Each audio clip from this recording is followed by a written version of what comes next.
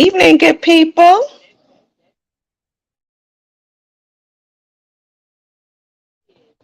Hello, everybody in podcast land. How everybody doing this evening?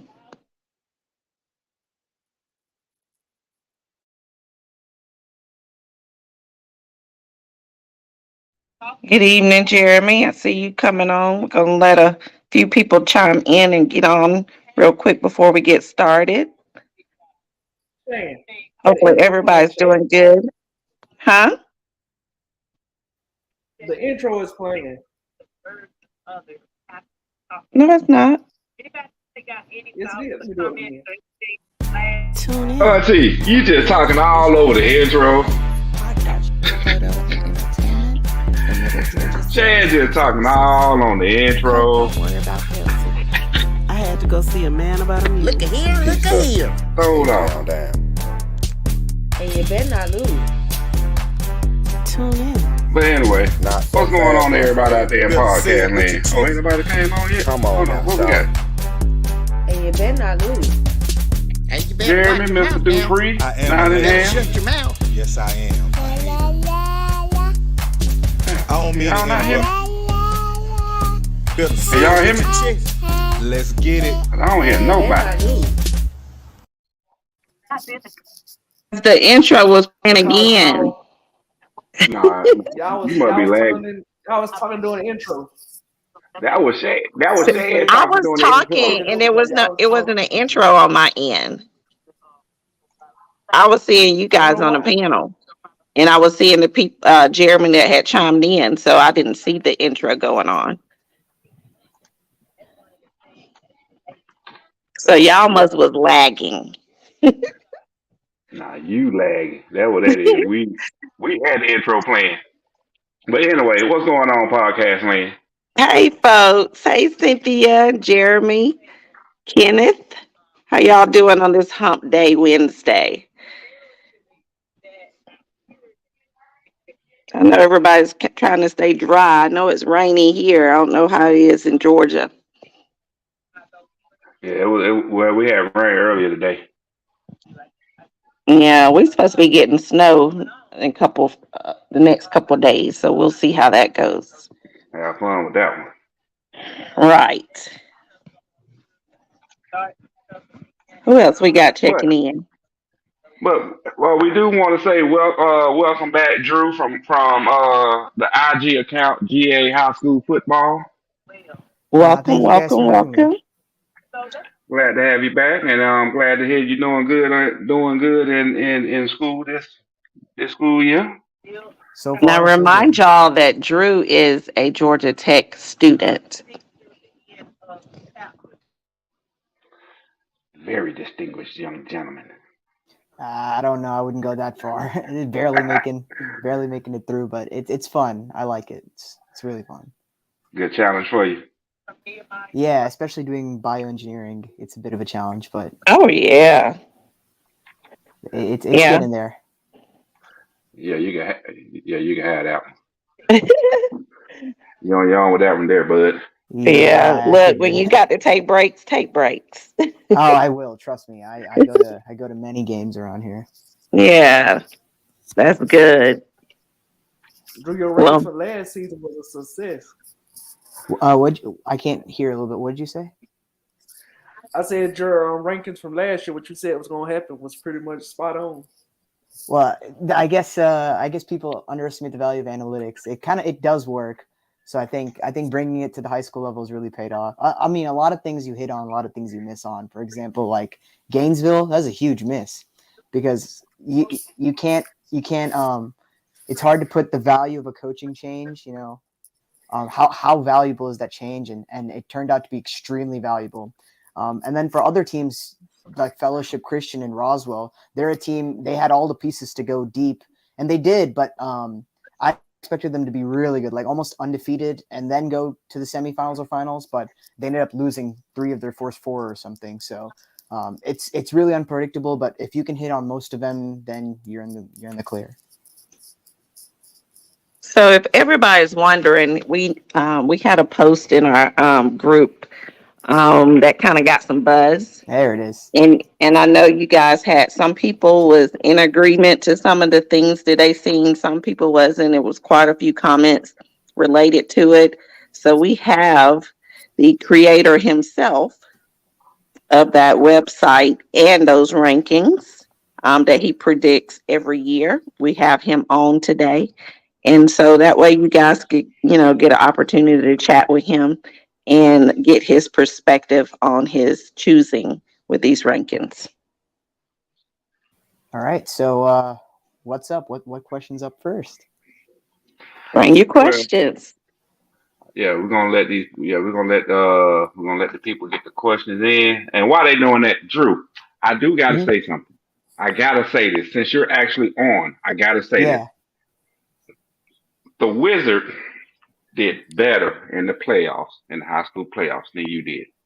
The Wizard, see, I forget you. I forgot you ain't got Facebook, but anyway, the Wizard that we have on here on Fnl that predicts games and stuff did better than you by 2 games. In which class? Overall. Oh, well, that's good to hear. I'm glad because I don't want to be at the top all the time. It always gives me room to improve, right? You can't always be perfect. But Drew, guess who was at the top? Who? I was. Well, that's great. I know. That is awesome. I think so. The thing with I guess playoff predictions and all that was I know where I went wrong this year, so I know what to do next year. And I'll tell you exactly what I did wrong. My first year, I was too safe with my picks. It was all chalk. I all had if this was March Madness, that's like saying all the 1 seeds in the Final Four. This year, I went a little bit more upset heavy and tried to play the analytics side a little bit more, way too much more, I guess you could say. And I went, say, having like 2, 7, or 8 seeds in the Final Four. So I pushed it a little too much. I should have just kept it a little bit more simple. For example, I know Bowdoin and Schley County in 82 were the 2 best teams. And in my preseason rankings, in my very early rankings, in my preseason rankings, in my midway rankings, and pre-playoff rankings, I all had Bowdoin playing Schley in the state championship. But then once playoffs came, I picked Clinch County and someone else. Why did I do that? I have no clue. So I just have to just go with my gut and pick that right. Because if I do that, I'm getting most of these right. Bowdoin and Schley County, I would have gotten. I picked Cedartown and Benedictine when the season started. Cedar Grove and Sandy Creek, that's a sore topic for many, but I picked that one. And I picked Sandy Creek to win, and that happened. And then 5A missed, 6A besides Gainesville, I got Hughes right, and 7A I got Mill Creek right. So if I just stuck to the basics, I would have done better. Yeah, you had a post up. I think it was a reel you had posted where you were showing your playoff prediction results. I don't see it on your page.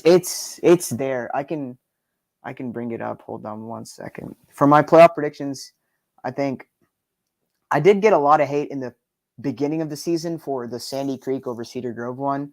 That kind of worked out a little well. No, it didn't. I had a feeling. But I'm looking at the bracket predictions. It was somewhere you posted too. I said for 81, I had Irwin County and Prince Avenue, with Prince Avenue winning state. I got the Irwin County part right, but I did say they would play Swainsboro in the semifinals, which they did, and they lost. And then Prince Avenue did end up beating Swainsboro. In 2A, I had Fitzgerald and Callaway. This is one where I just should have stayed on track, and I should have picked Thompson like I did in midseason. Yeah, man, we're gonna get it set up to where we're on Instagram for the upcoming season. That'd be fun. And then that way you can keep up with us and join in our weekly pick'ems, because I know I participated in yours a couple of times. Yeah, I love doing pick'em challenges. Why not? Yeah. Yeah, the pick'em challenges was a hit, and I think we got more and more participation as the weeks went on, and especially during the playoffs. So, yeah, we'll have to definitely keep that going. It's fun to do. All right, let's see. Do we have any questions from the audience yet? No questions for this ranking, but somebody was requesting for 2A to be posted. Oh, I can read out my 2A right now if you want. No, Mo got them up on the screen. Oh, there it is. Okay. Yeah. There's questions in the comments too. I see that.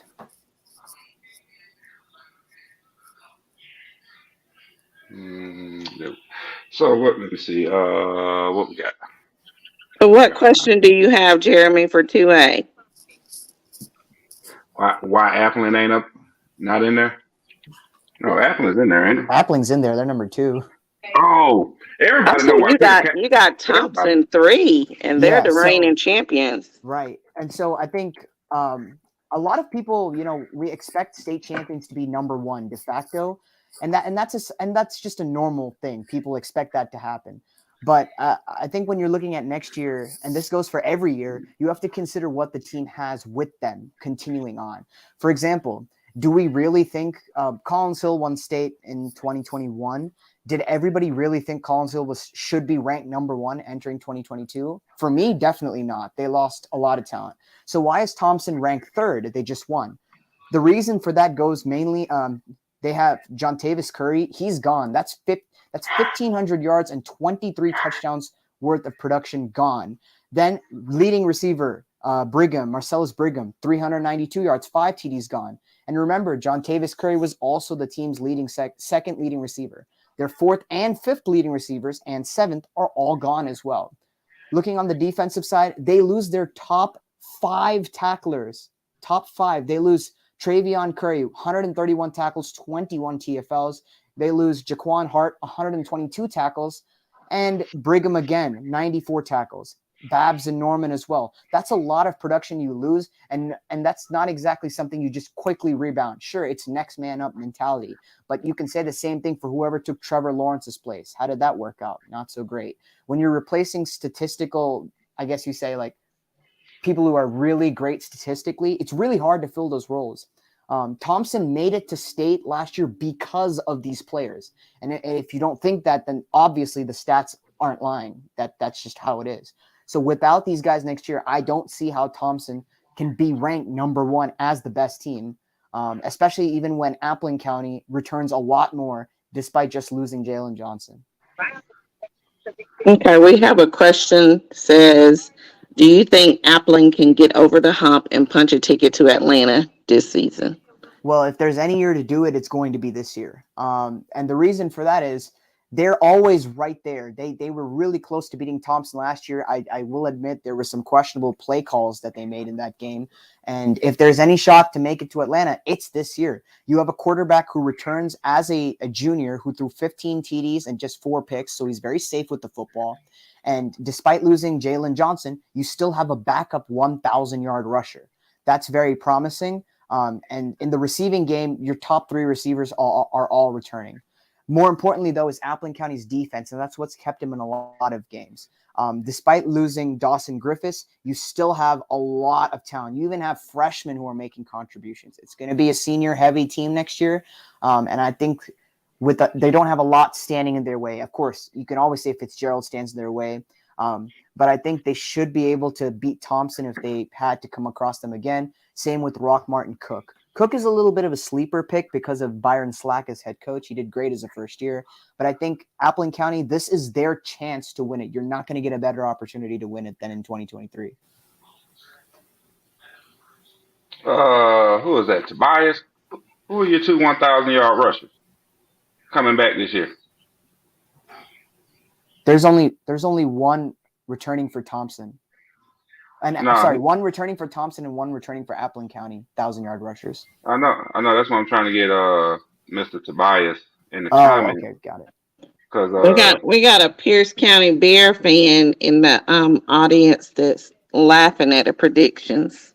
It's, you know what? That's completely fine. The reason I say I didn't have Pierce County in my top 5 is you can say all you want about he isn't the person who carries your team, but he is. DJ Bell. He did so much for that program.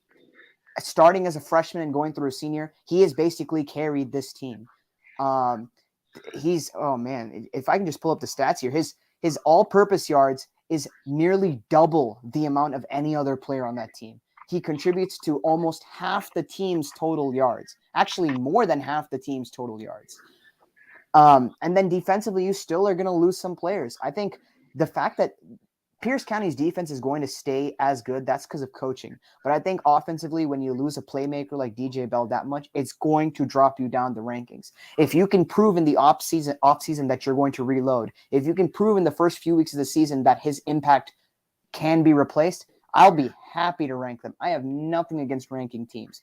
But when you lose somebody like DJ Bell, who has accrued easily close to 10,000 yards in his time at Pierce County, that's a hard pill to swallow. I agree because he did carry that team and have for the last few years. So it's going to be interesting to see what Pierce looked like without him, for sure. Yeah. Hey, Tobias, what school are you referring to? You keep saying us. Who is us? Please specify what school you are referring to.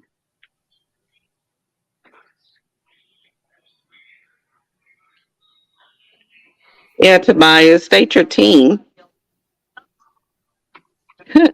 Pierce County fans say they have Pierce County recruiters. We have at least 5 more dogs coming in. Okay. Okay. Well, until I'll say the same thing I told Buford. A lot of Buford fans are wondering why they weren't over Carrollton #1. We all know Buford's going to get transfers. We all know Pierce County is going to get transfers. Until they get here and until we see them practice and know that they don't have any issues, any injuries, this is how it has to stay. I can't predict who's going to come in, and based off of that, I have to go based on what we know right now. Tobias said Thompson. Yeah, nobody, Thompson was doing good during the regular season, and we kind of like, okay, Thompson's doing their thing. So, I think folks really start paying attention once the playoff hit to see how well you guys do, because, you got to be honest, if people wasn't paying attention to Thompson, they had reason, because before this previous season, y'all weren't doing anything prior to that. Yeah, I think that Thompson, a lot of people. So I've had a lot of Thompson people comment on my posts. That's a good thing. I like seeing smaller schools, try to represent. That's great. But the thing people need to understand is just because you win state once does not mean you are a favorite to win it the next year. That's just not how it works. It's easy to say, oh man, we did it once, we can do it again. No, you really can't. If it was that easy, then programs would be doing that left, right, and center. Maybe in Florida, maybe in Texas, but not in Georgia. It's really not that easy. Talk about Buford. This was like their year, right? They make it to the second round playoffs and get blitzed by Walton. So as much as it's easy to say, oh, we should just be ranked first, we won it and we're going to do it again, it's not that easy.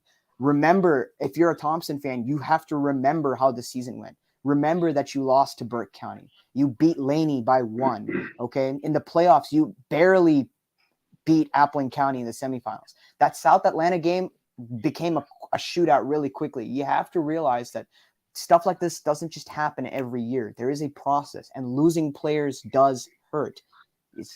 People need to understand that. Yeah, and just for the record, Tobias, looking at the stats, because we try and stick to facts on here more than we do opinions. Number 7, if I'm not mistaken, is Mr. Lane. He only had 461 rushing as a junior. Jim. So you're right, 26 and Curry, number 6, they both had 1,000 yards. But looking at the stats that we have available to us, number 7, Mr. Lane, only put up 461 yards rushing. Yeah. We got a Jeffrey Murray in the comments, and he said his team is Jenkins County, and they're going to be making a run next year with 21 seniors on the team.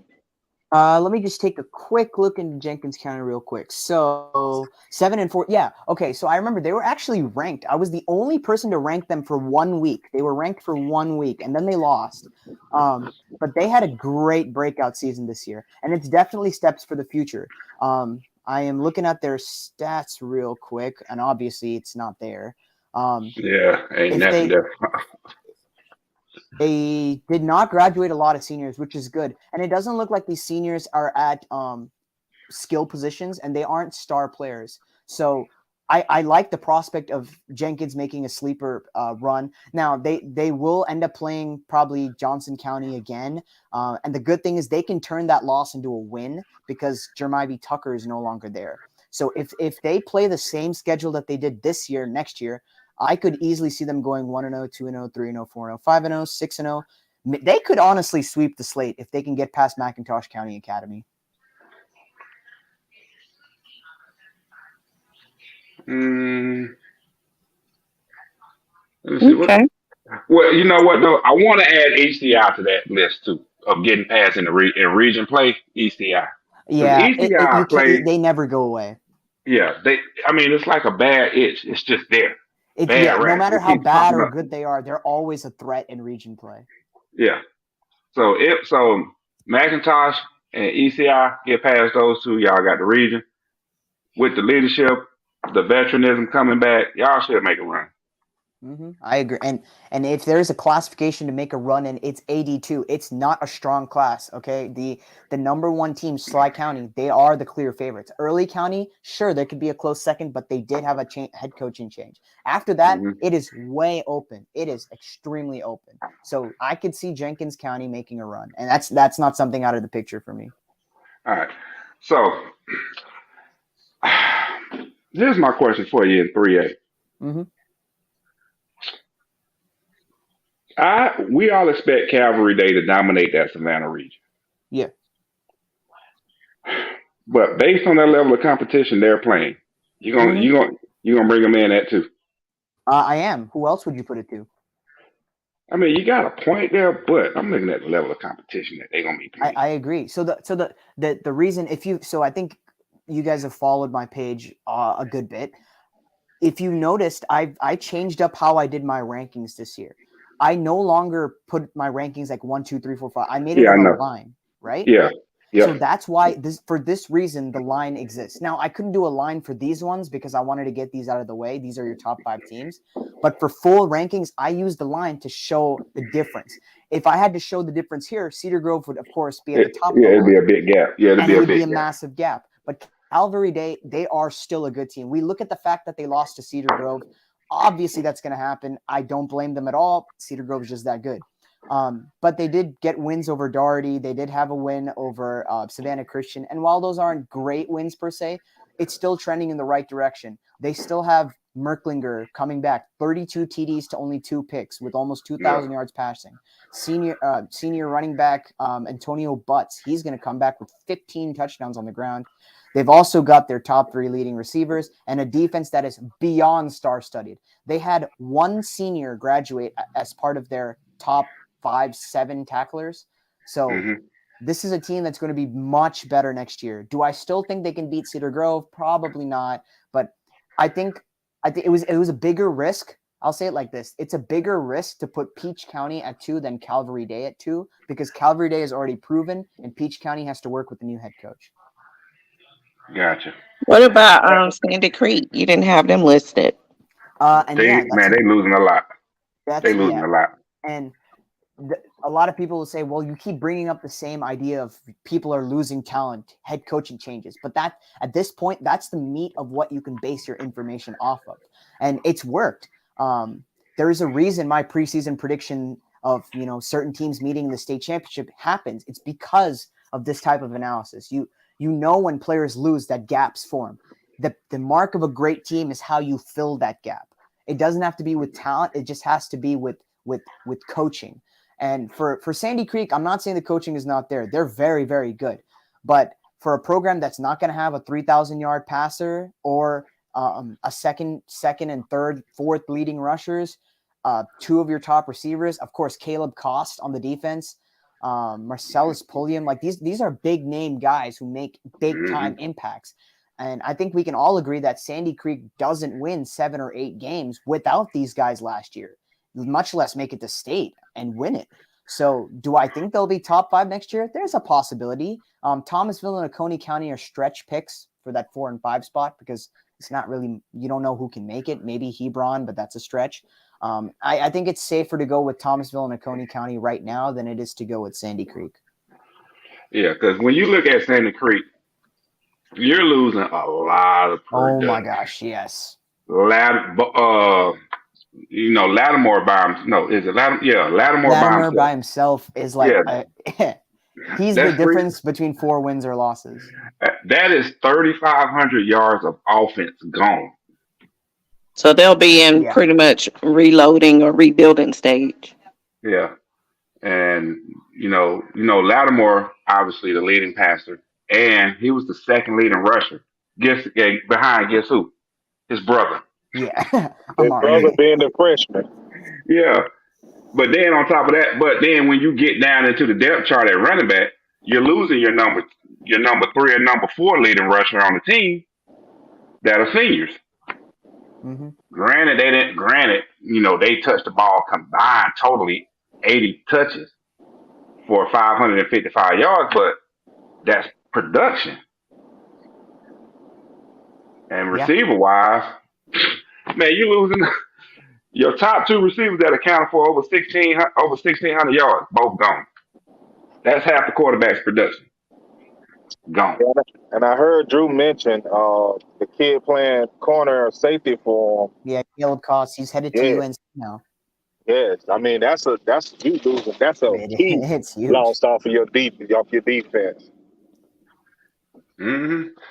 I don't think they win that state championship game without him. So they definitely don't. Yeah. I mean, everybody wants to go straight to the refs. And for the record, I don't think the refs cheated per se. I just think he made a god awful call. But Sandy Creek isn't in that game without certain plays. And Yes, Caleb sir. Cross is one of those players where if you don't have him, you're not in that game. Period. Yes, sir. For sure. But Hi, Drew. Hi, Drew. I have never had the pleasure of being on a podcast when you're here, but I've just been listening, and I want to say I'm really impressed with you. You're doing a great job, and I appreciate that. I have a question. Thank you. When we're talking Sure. about 3A, oh, you're welcome, darling. Carver Columbus, did they make any noise? Did they lose a lot? I know last year they were supposed to be really powerful, coming off of a state championship run in, 2021, and then they were supposedly bringing a lot of people back, and then kind of last year they just kind of fizzled out. So Kind of faded in the faded. Yeah, they fizzled out. I think the thing with Carver Columbus is, or this goes for any team for that matter. So looking at the quantity of players, so you'll hear people say this a lot, like the number of players we have returning. That's awesome. Mm-hmm. That's great. But the issue here is the quality of the players returning, not the quantity. Now, if you look at that state championship team, they lost Devin Riles, their starting quarterback, who had 17 TDs and 2,000 yards. They lost Jaden Creedle, 2,200 rushing yards and 27 scores. They also lost their leading receiver, their second leading receiver, their third leading receiver. So they have players returning, but they don't have the production. So they did fall off this year, and I kind of expected that. Now what you have is you have a different situation. Now you have another waterfall of players leaving, and it is his talent. You have your starting quarterback leaving. You have your starting running back leaving. On the defensive side, you're also going to have your with 20 and 17, 14 tackles for losses. All 3 of them are gone. So I think it's not a pleasant position to be in if you're a Carver fan right now, because right now it's trending downwards. You still are if you play the same schedule as you did this year, you're still probably going to lose to Northeast. You're probably going to lose to Thomasville. You might slip up against Cripps County and maybe even Darty again after what happened this year and they got blown out. They probably want revenge too. So it's great that that state championship is going to hang there as always. But right now it's just a waterfall. You need what you need right now to arrest this momentum is have one really good class with a lot of great players. And that's kind of what that 2021 team was like. And you're going to need a lot more. You're going to need one more class like that, because right now it's Thankfully your schedule looks a little kinder. You have either really hard games or really easy games, so that's really good. No judgment games. So your record might stay close to 8 wins, 7 wins, but I think as a team, you're gonna watch this team and you're gonna say it's a far cry from what you saw in 2021. I do want to add to what you said. I want to add something to what you said, Drew, or what you did not mention. They're losing their top 2 receivers. That's huge. On top of that, the top 2 receivers, they're losing. And when you look at their receiver production, they're losing 4 of their top 5 receivers this year. That's massive. I mean, this is not stuff you can just like, oh, it's okay, next man up. Yeah, next man up is great, but to fill that kind of production, those are some pretty big shoes to fill. And especially if they down on the depth chart and didn't get any reps in the previous season. So yeah, it's like for example, I know Carver fans know they don't kick extra points, they don't kick field goals. It's like asking a kicker who's never been on the field, asking him to come in and kick a game-winning field goal. It just doesn't happen. It's really hard. I mean, they're losing a lot of talent when you get down to it. When you get down to the nitty-gritty of it, get inside the numbers, it's and defensive wise. 1, 2, 3, 4, 5. You just count them out. There's a lot. 7. Your top 7 tacklers. Oh, let me make sure I got this right. 1, 2, 3, 4, 5, 6. 6 of your top 7 tacklers are gone. And you want to get down to it. Wow. 7 of your top 10 tacklers on defense are gone. Yep, that's pretty big. Okay, I got a question. A question, and this is for Drew as well as my homeboy Thirsty Rollins here. What exactly is Seagrove returning? Because if I'm not mistaken, y'all lose y'all top 4 receivers. No, we lost 2 to graduation, 1 transfer. Yeah. What about that DB? That DB is he a senior?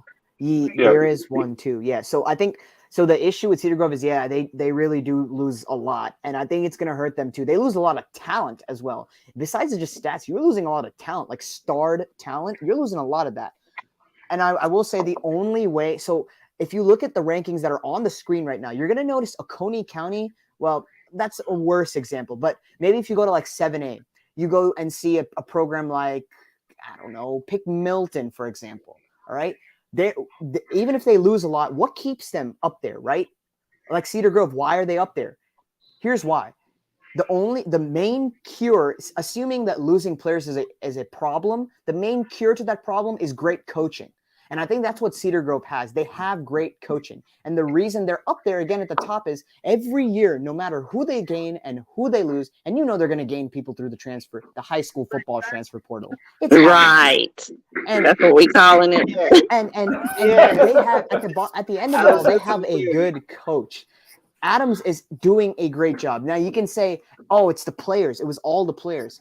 Yeah, but the players, it's like Grayson, right? Grayson had a ton of talent, arguably the level Cedar Grove had. Where did they go? Nowhere. So I think it comes down to players and coaching. And when you have players losing, the only remedy is good coaching. And I think since they have that, they still get, the prestige of still being number one. Now, if they lose that position, that's on them. They get the benefit of the doubt because they've shown that they can produce at a high level. Exactly. Every single year. Yeah. And we'll look at their roster too come the fall time. I'm pretty sure we'll see a lot of the transfer portal guys on there. Yeah, there'll be a few. That roster gonna be padded. Yeah, it will not look the same. Never has looked the same. You know what? A lot of people moving into Ellenwood this summer. A lot of rosters won't look the same. That's true. It's not even teams like you like every year you expect Grayson to load up, you expect Cedar Grove to load up, you expect Buford to load up. But the eyes we should really be watching are the teams that we start hearing names towards, and everybody's like, it's fine. They suck every year. One of that teams was Johns Creek a couple years ago, and Johns Creek, they loaded up on transfers for 1 year. After that, they became terrible. They had a string of terrible years, loaded up for 1 year, and made it to the playoffs with a really good record, and then disappeared the next year. So it's teams like those that you need to watch out for. It's not the big names per se; it's the smaller names making big moves. But good dope sell itself, like Thurston say, good dope sell itself, so they gonna be straight. It does. It does. Good dope sell itself. We ain't got to recruit. They gonna come over here and get this. Blue magic. Whatever. That's how We it's can move on purportedly to working 4A, anyway. Drew. Yeah, Huh? let's Yeah. move on. All right. My goodness. 4 and 5A. Yeah. Come on, Mo, switch the screen for us. Come on, EP, switch the screen up, EP. Next slide. Oh no, I had took it down, but let me put it back up. Really, EP? And if you're tuning in to us, we have Georgia High School football on. I know some of you guys probably follow his page and his predictions every year. So if you got questions on his preseason predictions, go ahead and put it in the chat, and you got him on himself. So he'll be able to answer questions and, be able to give you his perspective on why he chose what he chose. Well, preseason. Geez, if this is preseason, this is wow. This is way, way earlier. These Man, are the you way know it. early This is the predictions. way too early rankings. Right. It's way This is too before early for a spring game reason. predictions. Yeah, preseason.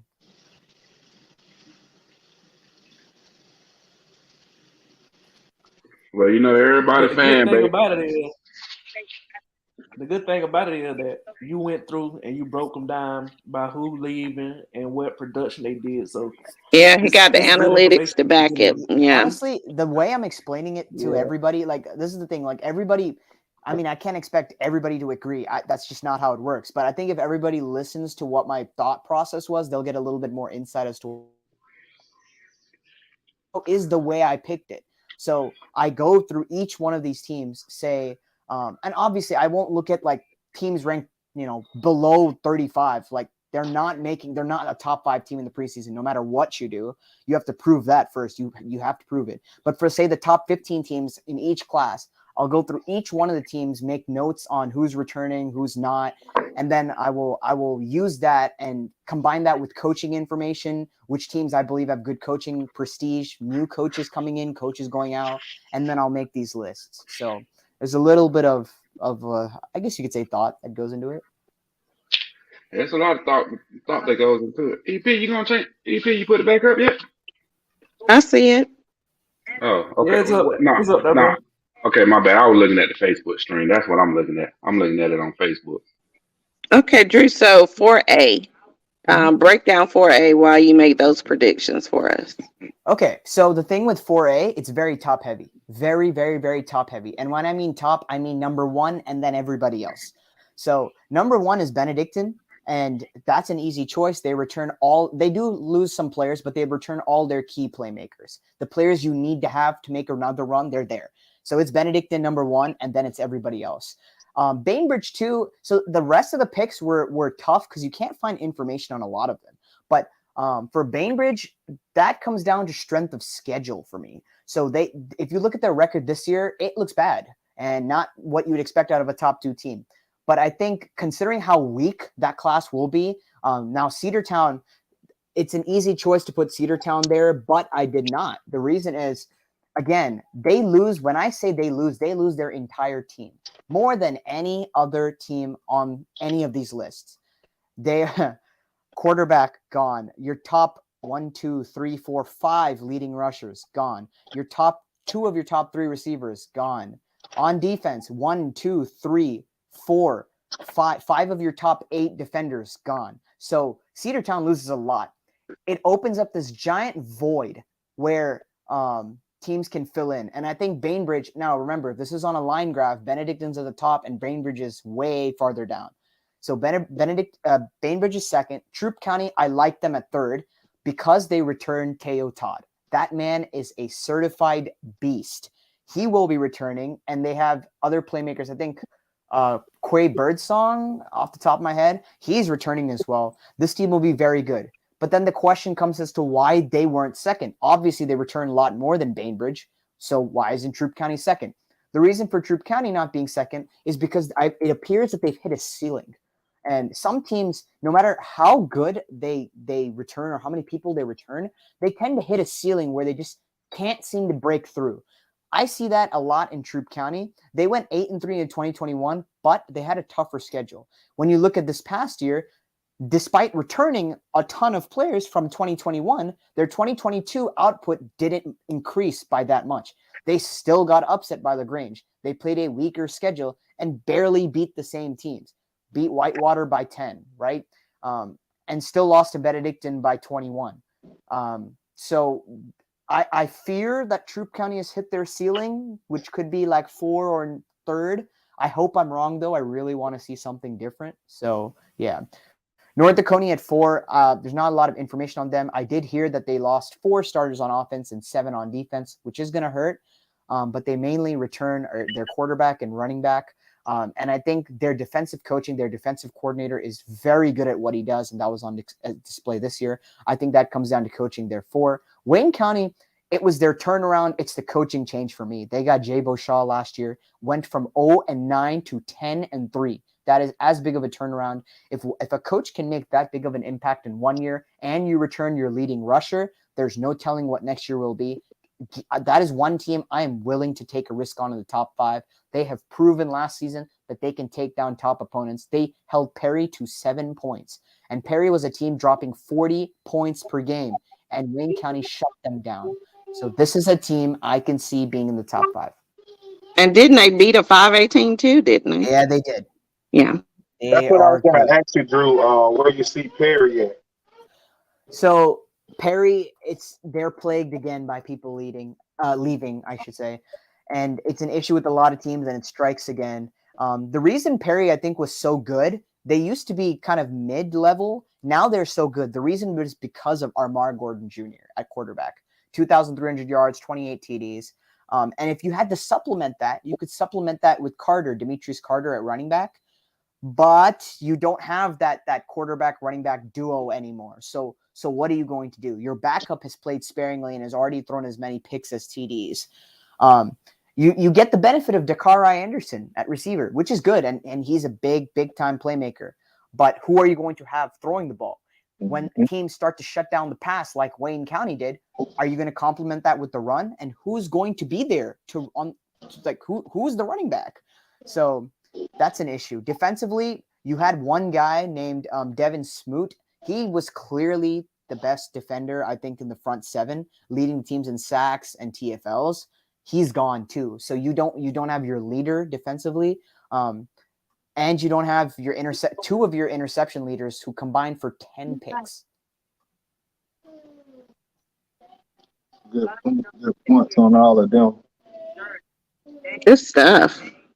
Also, Mark Gordon will be joining us. He was in the weight room. I was going to get him on tonight, but he was in the weight room working out. So we'll probably be getting him on. I would love for you to have talk to him, Drew. I know you are big on Mark Gordon. You informed us on last year what he would do to Peach County, and he did do that to me. I'll tell you what, that was a risky pick by me. Would I make that same risk again? Maybe, maybe not. But that was a risky pick considering how Peach County had dominated Perry. Mm-hmm. And then Perry decided to pull the rug out from under them. Running back, Ahmad Gordon, brother, Ahmad Gordon will be the running back next year. I think he'll take a lot of that load. Got a text message coming in saying Perry would be better. If not as good, they would be better than they was this year. I have to disagree with that. I have told them. Yeah. They're like Dallas Cowboy fans. Yeah. You're talking about like you was talking about. They say that every year. Kendrick with the interceptions, and 3 or 4 of those was pick sixes. You're talking about Trey Wright, Cameron Marshall. You losing a whole lot down there in Perry, and I don't see them being as good as they have been the last couple of years. I'd also like to point out with that if you think they're going to be as good, well, let me tell you this. So Ahmad Gordon has been your quarterback in a large sense, like has a genuine impact on the team the past 2 years. Your team's gone 11-2 and 10-2. That's great. Could you name, if you're a Perry fan, could you name the last time you won 10 games in a season? First time ever was Ahmad Gordon. Yeah, and the school opened in 1954 as their first football season. So it's been a long time. If you think this team is going to win 10 games without Armar Gordon Jr., why have they not done that in the previous 70 years? Okay. I'm sorry. Just a thought. That was funny. I'm sorry. Factual, but funny. And it's how it's got to be sometimes. I like being funny sometimes. But Eddie here, I know you There need it to holler at me, man. Let me know the answer to that question that Drew has posed to you Paris fans. That's crazy. There you go. But And that's the yeah, funny man, thing. Amar Gordon is special if you ever seen him play. And I agree with Drew. You know, Drew, you don't know the backstory with me and Perry. Majority of my family, as a matter of fact, Amar Gordon is my cousin. So my family is from down in Perry on Peach County through and through, though. So I have these kind of conversations with them all the time. So I just want to thank you for kind of helping me out to prove my point, what I've been saying to them. You're welcome. I don't try to prove anybody's point per se, but if it comes down to it, it'll sound like I'm trying. I'm just going with what I think. I would say the same thing if it was Peach County and you didn't like it, but if that was the facts, that's the facts, unfortunately. All right. Y'all ready to move on to 6 and 7A? I like that.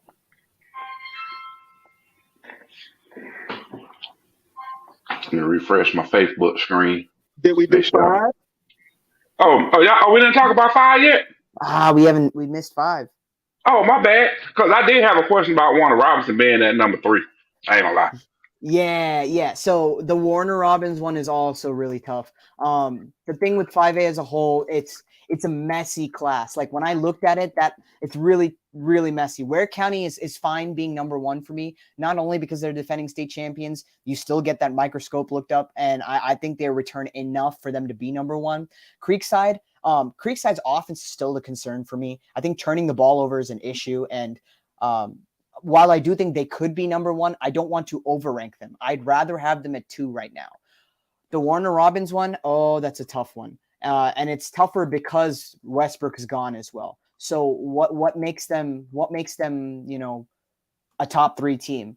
And to that, I will point to not only the returning production, you've got the quarterback Reese, 17 TDs, and the running back's gone, but I think Gunnings will step up. And you return 2 of your top 3 receivers, including Isaiah Canyon, which is going to be huge. But besides all that, here's the main thing I would want to say. That start of the season was disastrous. They went 1-4 with their only win coming in overtime against Northside. But then look at how they picked it up. They basically scraped through the rest of their schedule, and they beat Creekside in overtime, and they beat Cartersville by 25. To me, that shows a team that's and for people who don't know, they swapped out their I believe is their offensive coordinator after those first 5 games. And after that, you can see a visible improvement in the team, in their offense, which was their weakness. This is something I think they can carry into next year. Now, putting them at 3, it's a risk. And it's a risk that might not pay off. They might fall out of the top 5. But for now, until I hear anything different, I think Warner Robins is fine being at 3.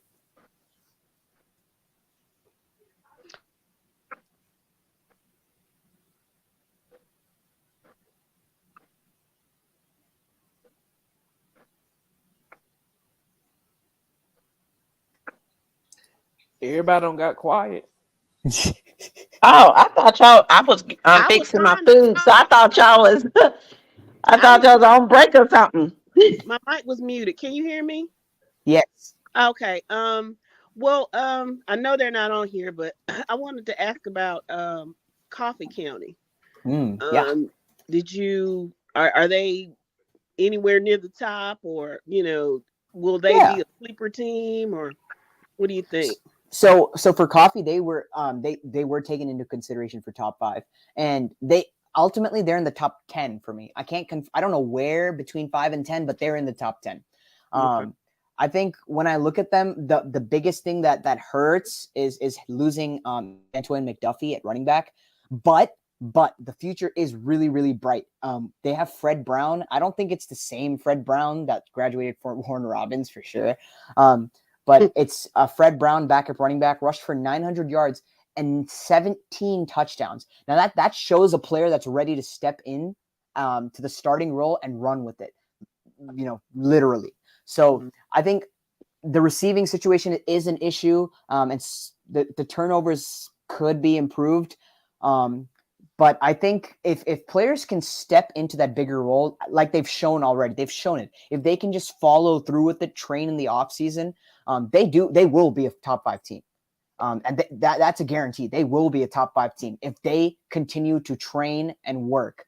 I think 5A is kind of open. It's kind of a mosh in the top 5.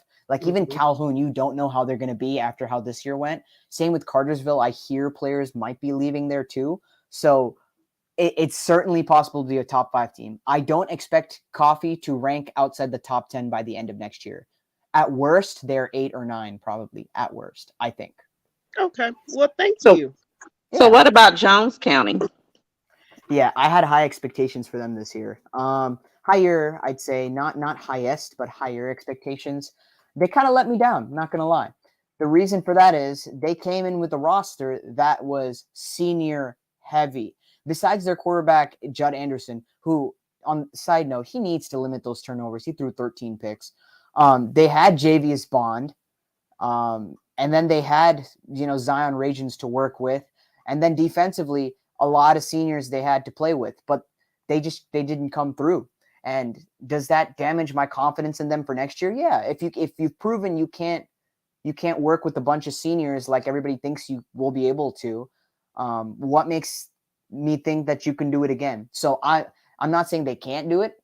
I'm just saying I don't have the faith in them right now to place them in the top 5 and be wrong about it. It's much safer to have them outside the top 5, especially with a quarterback who throws 15 TDs and 13 picks and a defense that is returning a lot of seniors but loses their leading tacklers. Okay. So what about Dutchtown? Dutchtown was a good team this year, and I think a lot of that goes to the coaching change. It was a smart pickup. You picked up Mays as head coach, and he beat Mays. So that was great. And they had a breakthrough year at 12-2. But there's only one issue with that. You lose your quarterback, you lose your running back, and on defense, you lose your top 5 tacklers. That still hurts. It's losing Jamal Bing. Bing is a big part of that offense, and he was. Through 6 games, he had over 100 yards per game. He was a chunk of their offense. And honestly, he was one of the only things keeping that team offensively alive. Because Josiah Jarrett, a quarterback, he's a good quarterback, but when you complete less than 50% of your passes and throw more picks than TDs, it becomes a little hard to put the ball in his hands when the game's on the line. And that's why we saw Dutchtown as a defensive team. If you look at their offense, they're winning games by scoring 24 points, 21 points, 16 points, 14 points.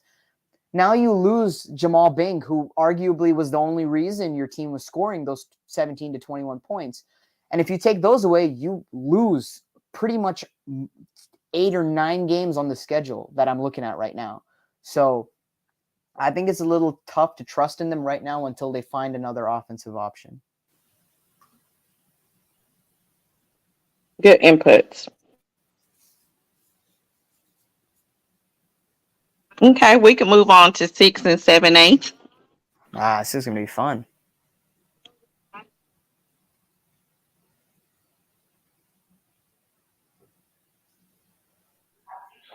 So I get 7A off the rip. I'm not concerned with 7A. I get it. I understand it. They got a nice receiver coming in. So I get 7A. And you got Juju. Oh, yeah. Yeah, that's unbelievable. He's college ready right now. Throw him on a college roster. He's playing good football. Shoot, the Falcons need to pick him up. Yeah, hey, Drew. Yeah, honestly. So Drew, this is Lincoln Riley. I mean, come see him already. I wouldn't be surprised. Probably already did. But I do want to get Drew's question, input on something. So, doing towards the tail end after the state championship game, as a matter of fact, the Wizard made a bold prediction. What did the Wizards say? The Wizards said that Juju will shatter all state passing records by the time he graduates from Carrollton. Well, that's not bold at all. I think anybody could have made that prediction. I mean, no, I'll tell you from a statistical point of view, I'll tell you why that's not out of the question. So Trevor Lawrence, right? He holds the state record for passing with how many yards? I think it's about 13,000, I'd say. 1,300. Yeah. Okay, 13,000. How many yards did Juju pass for this year? Over 4? Almost 4,000? Yeah, over 4,000. Over 4,000. Yeah, 4,000. Now, how many years is he going to play high school football? 4. 3. What is 4 times 4? It's 16. 16. He's going to shatter Trevor Lawrence's records. And that's because Trevor Lawrence played one last season. Trevor Lawrence didn't start as a freshman, did he? Nah. No, he didn't. So Juju already has one season under his belt, and no matter if he puts up 2,000 yards in the next few seasons, he's still going to probably break that record because he's got this 4,000-yard season and his potential is through the roof. I mean, I'm telling you right now, I'm pretty sure this is how it's going to go. He's going to play at Carrollton for one more year. Bryce Hicks is going to graduate. He's going to transfer to Buford, or he's going to go to California and then finish off his career. Buford definitely going to get him. Yeah, there you go. And do you really think he's not going to pass for 4,000 yards a season at Buford? Now, here's the other thing, too, which we didn't talk about, but I anticipate him shattering Gunnar Stockton's touchdown record. Easily. Yeah. That's not even close. I think he'll put up over 200 in a career. Yeah, definitely. Because right now, I think Gunner's at 177.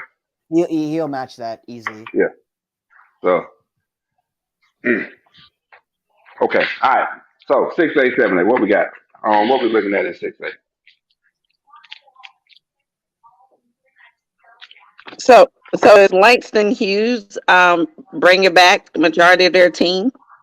Not exactly, but what's there is players that have already proven they're going to step up into the next role. Like I can tell you right now who is going to be the next key player.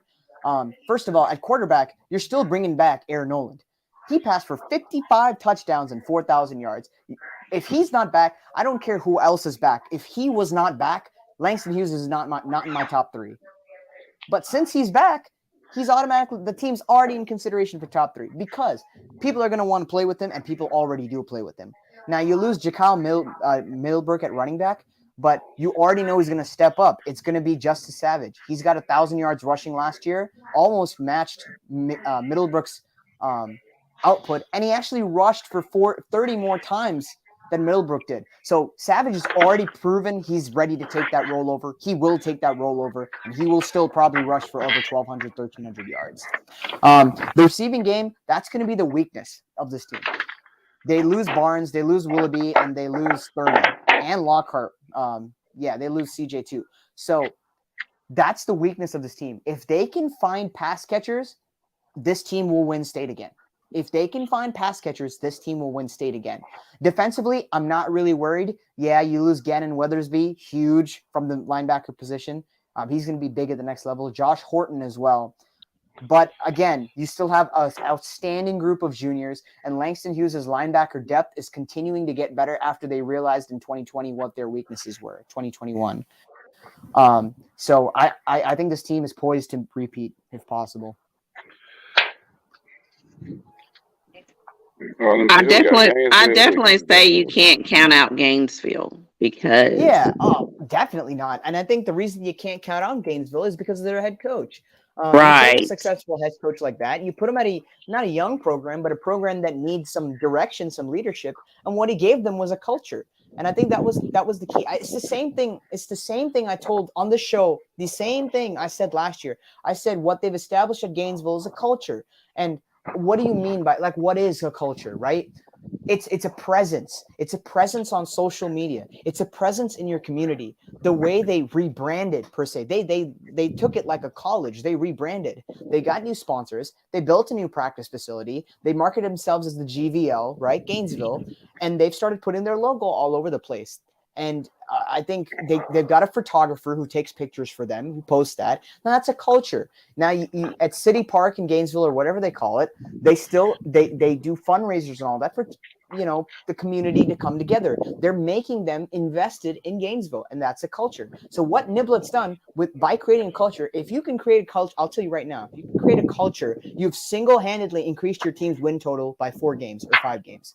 And what happened? He increased it by more than that, probably 8 or 9 games. So this team will never go back to being 2 wins, 3 wins. It won't happen. Not because of the players, because of the coach and the culture he's instilled. Gainesville's a situation of Georgia Tech under Jeff Collins gone right, not what actually happened to Tech. I'm a student here. I'm in marching band. I go to every single game, home or away. I've seen the past 2 years under Collins. He's tried to create a culture, but he forgot the part about winning football games. And what Gainesville's done is they've been able to create this culture and use that to win games. And I think that's what's going to keep them at a higher level for the remaining time that Niblet's there. Man, cannot disagree, because when you look at those facilities alone, them facilities are college level facilities they got up there. Oh yeah, it's because of Niblet. It's because of what he wanted to put into this program. Yeah. I mean, go on GPB and run it back on GPB. They did a highlight. They highlighted what Niblet has going on up there. And them facilities, dude, they got a game room. Yeah, that's college. They got a lounge for the players to hang out. The locker room at the field house, off the chain. It's ridiculous. And you know what that does? That starts to attract players. It's an informal recruiting method, right? Let me tell you something. They have better facilities than a lot of HBCUs. I don't disagree at all. And they got better facilities than a lot of D3 and D2 schools. Ed Reed would coach at Gainesville. He would love it at Gainesville. He would. Yeah, I was just gonna say you could just say D2, D3 period. Yeah, they got some facilities, multi-million-dollar facilities.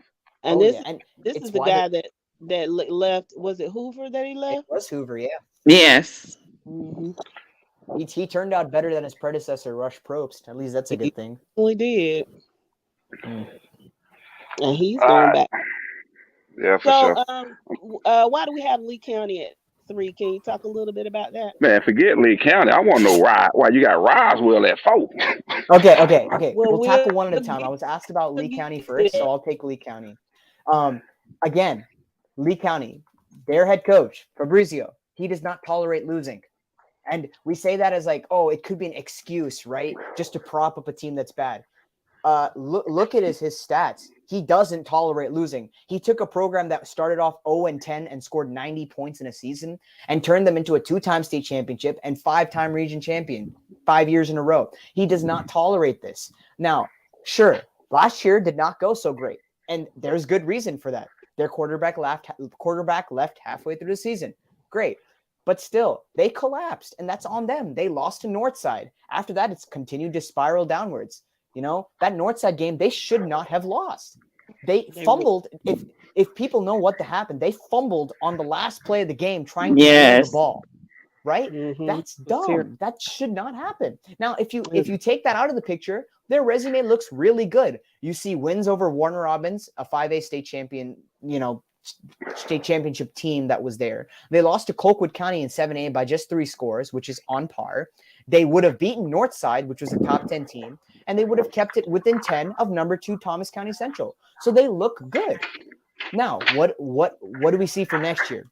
They bring back a quarterback who does not turn the ball over and isn't going to be thrust into a midseason role. He has the entire offseason to sit there and saute, basically. Then you have the running back, who is the key of this entire team. Usman Croma in the state. Croma is insane. Sophomore, who's already rushed for 1,500 yards and did the same thing as a freshman, right? He's also the team's leading receiver, which is even crazier. He does everything. And then the part that everybody needs to hear. I am going to read out the defensive stats, the top tacklers from top to bottom. In order: junior, sophomore, junior, sophomore, junior, sophomore, junior. There is not one senior on that defense who got playing time. not one senior. They return the entirety of their defense. Mm-hmm. So now when you look at it, does 3 seem like an overestimation or an underestimation? Yeah, with that running back Osman, he's the number 1 running back in the state, if you ask me, He hands is down. insane. It is unbelievable how he rushes that ball. Yes. Now, Yeah, strong. I can agree with you on this list, except for one thing. Mhm. Hoko. Do you see Yeah. how many Hoko is returning? I knew somebody was going to bring that up, and I'm glad that you did. Now, Houston County returns everybody. Everybody. It's like Lee County. They return everybody. Now, why are they not? And they'll have some new people. Yes. And so why aren't they in the top 5? And I think a lot of that came down to they are 6th right now for me. For the record, they are 6th. Rome, for me, it's a program thing. We know they're going to be good every year. We know it. You can pencil them in for a top 5 team every year except maybe 2021. But besides that, they're always there. Houston County, they went from 4-7 to 10-3. It's a great jump. But do you remember what I said about a team called Troup County having hit your ceiling? Yeah. It's possible. I'm not going to jump the gun because with a lot of these now, when it comes to, and this is a fact, it might be the cold hard truth. It is the truth though. When you look at better programs that have been established for a long time, no matter how much they lose, how much they gain, they're still going to perform at the same level. When you look at younger programs, there's always skepticism, especially a program where 2 years ago they went 4-7. So yeah, they jumped to 10-3 and they return everybody. But do we know if they've hit their ceiling yet? I don't think they've hit their ceiling, but I'd rather say that they've hit it and them prove me wrong than to rank them high and then they quote unquote disappoint everybody. Mm-hmm. I'd rather take the pressure off the team. I'd rather say, hey, you know what? I'm not putting the pressure on you to go out and be a state champion. I put you at 6th. It's respectable. It's a good place. Now in the offseason, if you prove that you are developing at a much higher level, I'll gladly put you in the top 5. But I'd rather keep it right under expectation than put them over expectation and them seem like a disappointment to everybody. So you err on the side of caution. Always err on the side of caution. Unless it's a calculated risk. What I mean by calculated risk is, I'll take it in this terms. College basketball is coming. People take calculated risks in their bracket. What's an example of one? Picking Loyola Chicago to go to the Sweet 16, not Final Four, but picking Loyola Chicago to go to the Sweet 16 because of their elite defensive efficiency is a calculated risk you take, right? It's a team that's year in and year out under Porter Moser been really good at defense. And so you take that risk. It's a calculated risk.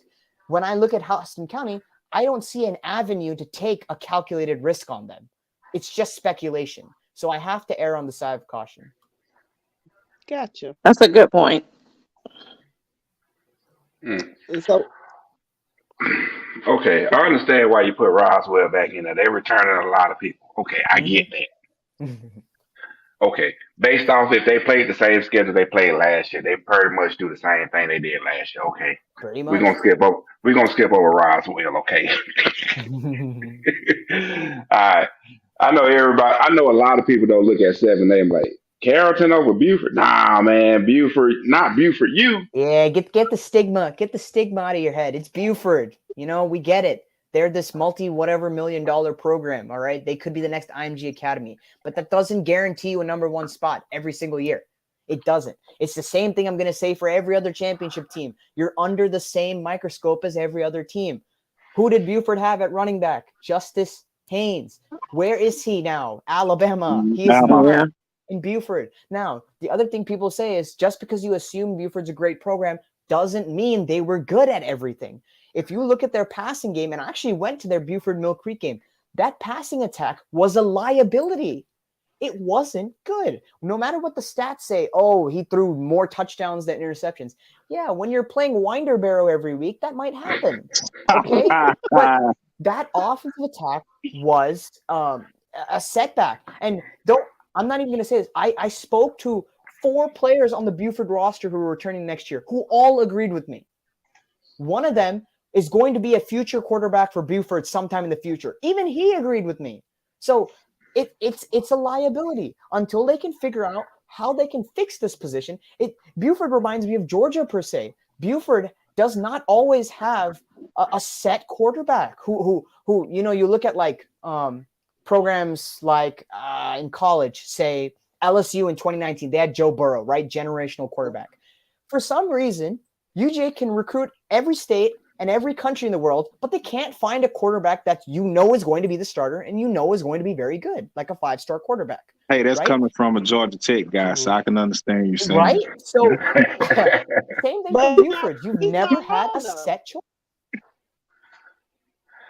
I mean, you got to understand when y'all look at the stats for Buford, though, the starting quarterback for Buford, the senior Whitkey or whatever, he didn't even put up 1,000 yards, dude. He didn't. People are saying he might switch positions at Virginia Tech or wherever he's headed because he probably won't start at quarterback. He has and I'll tell you this, I did a little bit of scouting when I was at the Buford Mill Creek game. He has an inability to throw the ball away. He refuses to throw the ball away. When he's outside the pocket, sure, he can make plays with his leg, but he will throw the ball into a contested coverage because he thinks that has a better shot than throwing it away. And it's something NFL coaches will always preach to you. Throw the ball away. No way. Yeah. Well, when it comes to 7A and Carrollton number 1, I just got 2 words for anybody who disagree with that. Jew. Oh, yeah. Says it all. Hey, he showed. Now, people underestimate how good, or not, they overlook how great Carrollton was this year. Keep in mind, this is a program that we're honestly, on my account, if you followed him, we're made fun of losing in the quarterfinals for 5 straight years. It was a theme. They just lost in the quarterfinals every single year. Before the year started, I could tell you they're losing in the quarterfinals, and you could say why, and I could say just because. But this is a team that moves up a classification to 7A, then goes undefeated, and mind you, this is something really hard to do. Goes to Colquitt County and wins, okay? Only 2 teams in the past 34 times that have gone to Colquitt in the playoffs have won. Only 2. Carrollton became the 3rd. So this is a team that went from being a quarterfinalist in 6A to a state championship caliber team in 7A. That is a massive jump and deserves a lot of credit. And the highest Georgia high school scoring state championship game. Yeah, 70-35. Juju threw for 500 yards. You can't ask more of him. It was the defense that let him down. Actually, it was their special teams also. Yeah. One thing I am going to say about Carrollton, everybody knows Juju is coming back, but they got their leading rusher coming back. Yeah, Bryce Hicks is what we would like to call him. Yeah, him coming back. And then you got him at receiver, Mr. Odom, coming back. Yep. And then here's the funny part. You got another him at receiver, Mr. Hicks, coming back. Yep. Who caught over 750 yards of receiving yards this year. They love to. I think. So I try to do just like for basketball and football. Also, I try to look at the X's and O's part of it too. And I think part of what makes Carrollton so deadly is Juju can kill you with these deep shots, right? But they love to start Hicks in the slot, and then what they like to do with Hicks there is they use pre-snap motion to get Hicks into the running back spot. So now you have to decide as a cornerback whether you're still going to pick up the running back in the backfield or you're going to let a linebacker handle that. Now they'll put Hicks on a wheel out of the backfield. And if they choose corner, Juju will find somebody else to throw the ball to. But if he chooses linebacker, now you've got a running back on linebacker mismatch, and Juju just shoots it on the wheel to Bryce Hicks. Yeah, he's real good at reading that. And he showed that in that Colquitt game. It's very smart. It's genius. Yeah, he showed that in that Colquitt game because, Colquitt defense usually, are stellar. So he showed that in that Colquitt game. Mm-hmm. So, this is the funny thing, though. When you look at the stat line, Mr. Hicks hit him up for the whole season. Over 2,300 yards. 3 yards shy of 2,400. 1,600 rushing, 751 receiving. Oh, and guess what? He does kickoff returns. Yeah, he does that too. So don't kick it deep. So right. Carrollton got a nice squad coming back. Carrollton got a nice squad coming back. Juju, Bryce Hicks, Mr. Odom. They got some people. They got a nice little squad coming back. Caleb But Alden. Yeah, that's his what name. didn't they say in the state championship game that Carrollton team was kind of young? It is a young Yeah. team, and Yeah, they're coming so back. so you expect them to make some noise for the next couple of years. See, another thing, I'm actually surprised a lot of people haven't asked me about Milton yet. You know, I thought We were gonna Milton, get there.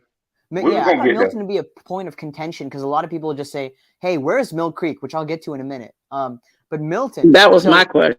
yeah, Milton, it's a little bit of a tricky choice. They went 10-4 last year. They did have some questionable losses. Their offense did kind of struggle. But what I see from them is growth. They had a first-year head coach, and a first-year head coach not from a different school. That is his first year being a head coach. And so for him to design that offense in such a way where they were able to wean off the primary rushing attack and kind of put the ball in their sophomore quarterback's hands, I think that's a promising sign for the future. And it shows an ability to adapt, which I think is really crucial. Now for And Mill that's Creek. it. And you just said the key on that. Sophomore quarterback. Luke Who's Nickel. gonna do nothing but grow. And then for Mill Creek, it's the way I'll say it's easier to prove my point now than it was last year with Collins Hill. But I'll say this: Mill Creek is losing the same type of talent and the same type of production as Collins Hill did when they won. And Caleb Downs. Yep. And how did Collins Hill do the next year? They went 4-6. So am I saying Mill Creek will go 4-6? No, I'm not saying that. Obviously not. Am I saying they might go 6-4? Yeah. I mean, look at their schedule. They opened with Walton. This is from last year. Walton, Norcross, Archer, and Cedar Grove. I think they lose to Walton. They might lose to Norcross. They're going to beat Archer, and they might lose to Cedar Grove. That is 3 losses in your first 4 games. Because you got to look at the amount of production that left. And don't forget, Caleb Downs, hands down, was the best football player in the state last year. You lose that, but it was a lot of other surrounding support cast around Caleb that's leaving also. Correct. And one of them, you got quarterback, and Hayden's good. Yeah. So the quarterback is gone. And then you got the other receiver, the 1,000-yard receiver they had, Mr. Wood. What's his first name? Was so good. Mikal Wood. Yeah, he's gone. That took the pressure off of Caleb Downs at the receiver position and drew double coverage a lot. Yeah. I think it, and the thing with Mikal Wood that made him so special was his double move. His stop and go on the sidelines were absolutely deadly. I've watched 3 Mill Creek games, and in every single one of them, he scored at least once off the double move. I think that was great. The other thing I'll say, the most underrated loss that this team had was at quarterback. You can look at, everybody else, Caleb Downs, Jamal Anderson, Mikal Wood, Brandon Jenkins, whatever. The key loss there was the quarterback. And I'm not saying this because it's a quarterback heavy league or whatever. It's not a bias towards quarterback. And I'll tell you exactly why. It's because I have been through this same experience. How have I been through this? Well, in 2017, I was a freshman at North Gwinnett. We won state that year. We won state because of a quarterback named Jimmy Urzua. Sure, we had Tyler Goodson. We had Josh Downs. It was a legendary team, and we had our entire secondary was D1. But we had a quarterback in Jimmy Urzua who could just do what needed to be done. Honestly, it was like Stetson Bennett, He's not the flashy guy. He's not the guy you're going to look to and say, oh, yeah, he's a blue chip prospect. No. Okay, he's not even considered to be a second-round pick in the NFL draft. But he got out there, and he did the job that needed to be done. He was a role player at quarterback, and he got the job done. Same thing with Urzua. He got the job done. Where did he go to play college football? Mars Hill. Nobody knows where that is. It's the same thing with Hayden Clark. Where is he playing football? If you can name that, I'd be surprised. It's not a D1 school. He played a role. And if he did not play his role, that team doesn't win state. So I think the most crucial loss was at the quarterback position. We have a question in the comment section. They asked, can we talk about Bryce Hicks? Croma's getting the love, but he's legit too. Yeah. I mean, Bryce Hicks, we touched on him a little bit. Yeah, earlier. They talked about him. Yeah, Hicks is definitely, I've known about, I was informed. There are some players, like on my account, that there are players that I find out about for being good. There are also some players that people tell me about. Opponents reach out to me and tell me, hey, this guy, on this opposing team, he's going to be a beast. Watch out for him. That's a sign of respect that not many players get. And I've yet to see a player flop after getting that kind of ovation. One of those players that I was told about repeatedly was Bryce Hicks, because opponents were having seizures trying to guard him. It's impossible. And so I think Bryce Hicks is going to be deadly at the next level. Whichever college gets him, they're getting a stud. Him and Jamarion Wilcox from South Paulding, these are two guys that I think that might tear up the scene at the next level. Okay. So you don't have Grayson and North Gwinnett on there. So where they stand? Okay, North Gwinnett, I'd like to say I know my team inside and out. And unfortunately for my team, I kind of do, because I told them before the year that they're going to have a very nice looking record, and then they're going to lose early in the playoffs, which is quarterfinals. Before the Colquitt game, I told them how hard it would be to go down and win, and that they were going to lose by 35. They lost by 35.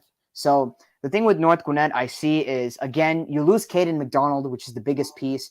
But as a fan of this team, I follow this team very closely. We do not pass the ball at all well. We ran a shotgun option type scheme where we would just put a quarterback as a running back and allow the receivers to act as a running back, who you would option it to. So you become like a wide receiver option every single play. We have an inability to throw the ball downfield. Combine that with potentially Eric Godfrey, a new head coach, which I don't think is a home run hire out of Parkview. I think that's like a mid-level safe pick to maybe get you the playoffs every year. This team is not going to be a top 10 team. I'm sorry. I just can't see it. Who did they hire? Eric Godfrey. Well, there's rumors, but the majority of rumors are going to be confirmed soon that it's Eric Godfrey from Parkview. No, I heard it was Reggie Stansel. Oh, well, either way, it's not a good hire. Either way, it's just a mid-level hire. Yeah, and I think Reggie Stansel was I want to say he was on the staff at North Gwinnett before. What I've been hearing a lot of Eric Godfrey because one of North Gwinnett's offensive coaches played quarterback under Godfrey. So they wanted to bring Godfrey in to revamp the offense, is what I hear. And now Bill Stewart went to Tech, which is great. I mean, that's awesome for him. I don't know why he keeps following me, but that's awesome. Yeah, and Reggie Stansel was a quarterback, so he's always been an OC as well. So, I mean, that's the name I heard. I'll take anybody that can fix this offense. It's becoming disastrous to watch.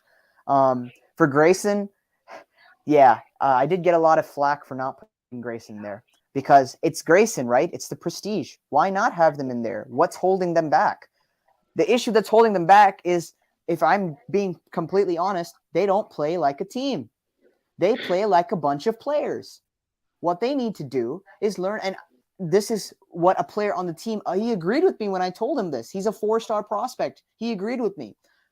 They need to stop playing as a running back, as a quarterback, as a wide receiver. They need to play as an offense, as a unit. And that's not something we saw out of Grayson. Their head coach can't. Those kids don't gel together when they've been forced to be on a team because they've been recruited in from all which ways. So they're not a team. They don't have the team concept because they ain't gel with these people. So that's the issue. That's one thing I bring up a lot with the down people. People know how good transferring is. It opens up opportunities for kids. That's all great. I know. I'm not the biggest fan of transfers at any level. I mean, I'm fine with it, but I'm not going to advocate for it or anything. But there is a downside that players don't look at. And one of the downsides is you will not win games because you don't know how to play as a team. You look at Mill Creek, all right? Look at Mill Creek. Did they have any notable transfers in? Nope. Look at Collins Hill. Did they have any notable transfers in? Nope. Grayson did it. Grayson did in 2020, but that's because everybody else sucked. In that there was nobody to compete with them. 2019 Marietta, kind of, not really. 2018 Colquitt, not really. 2017 North Gwinnett, maybe one, but not really. So the teams that end up winning state are the ones that have grown up and played together. If you are a transfer team, here's what's going to happen. You're going to lose in the second round like North Cobb and like Buford and like Lowndes did a few years ago. So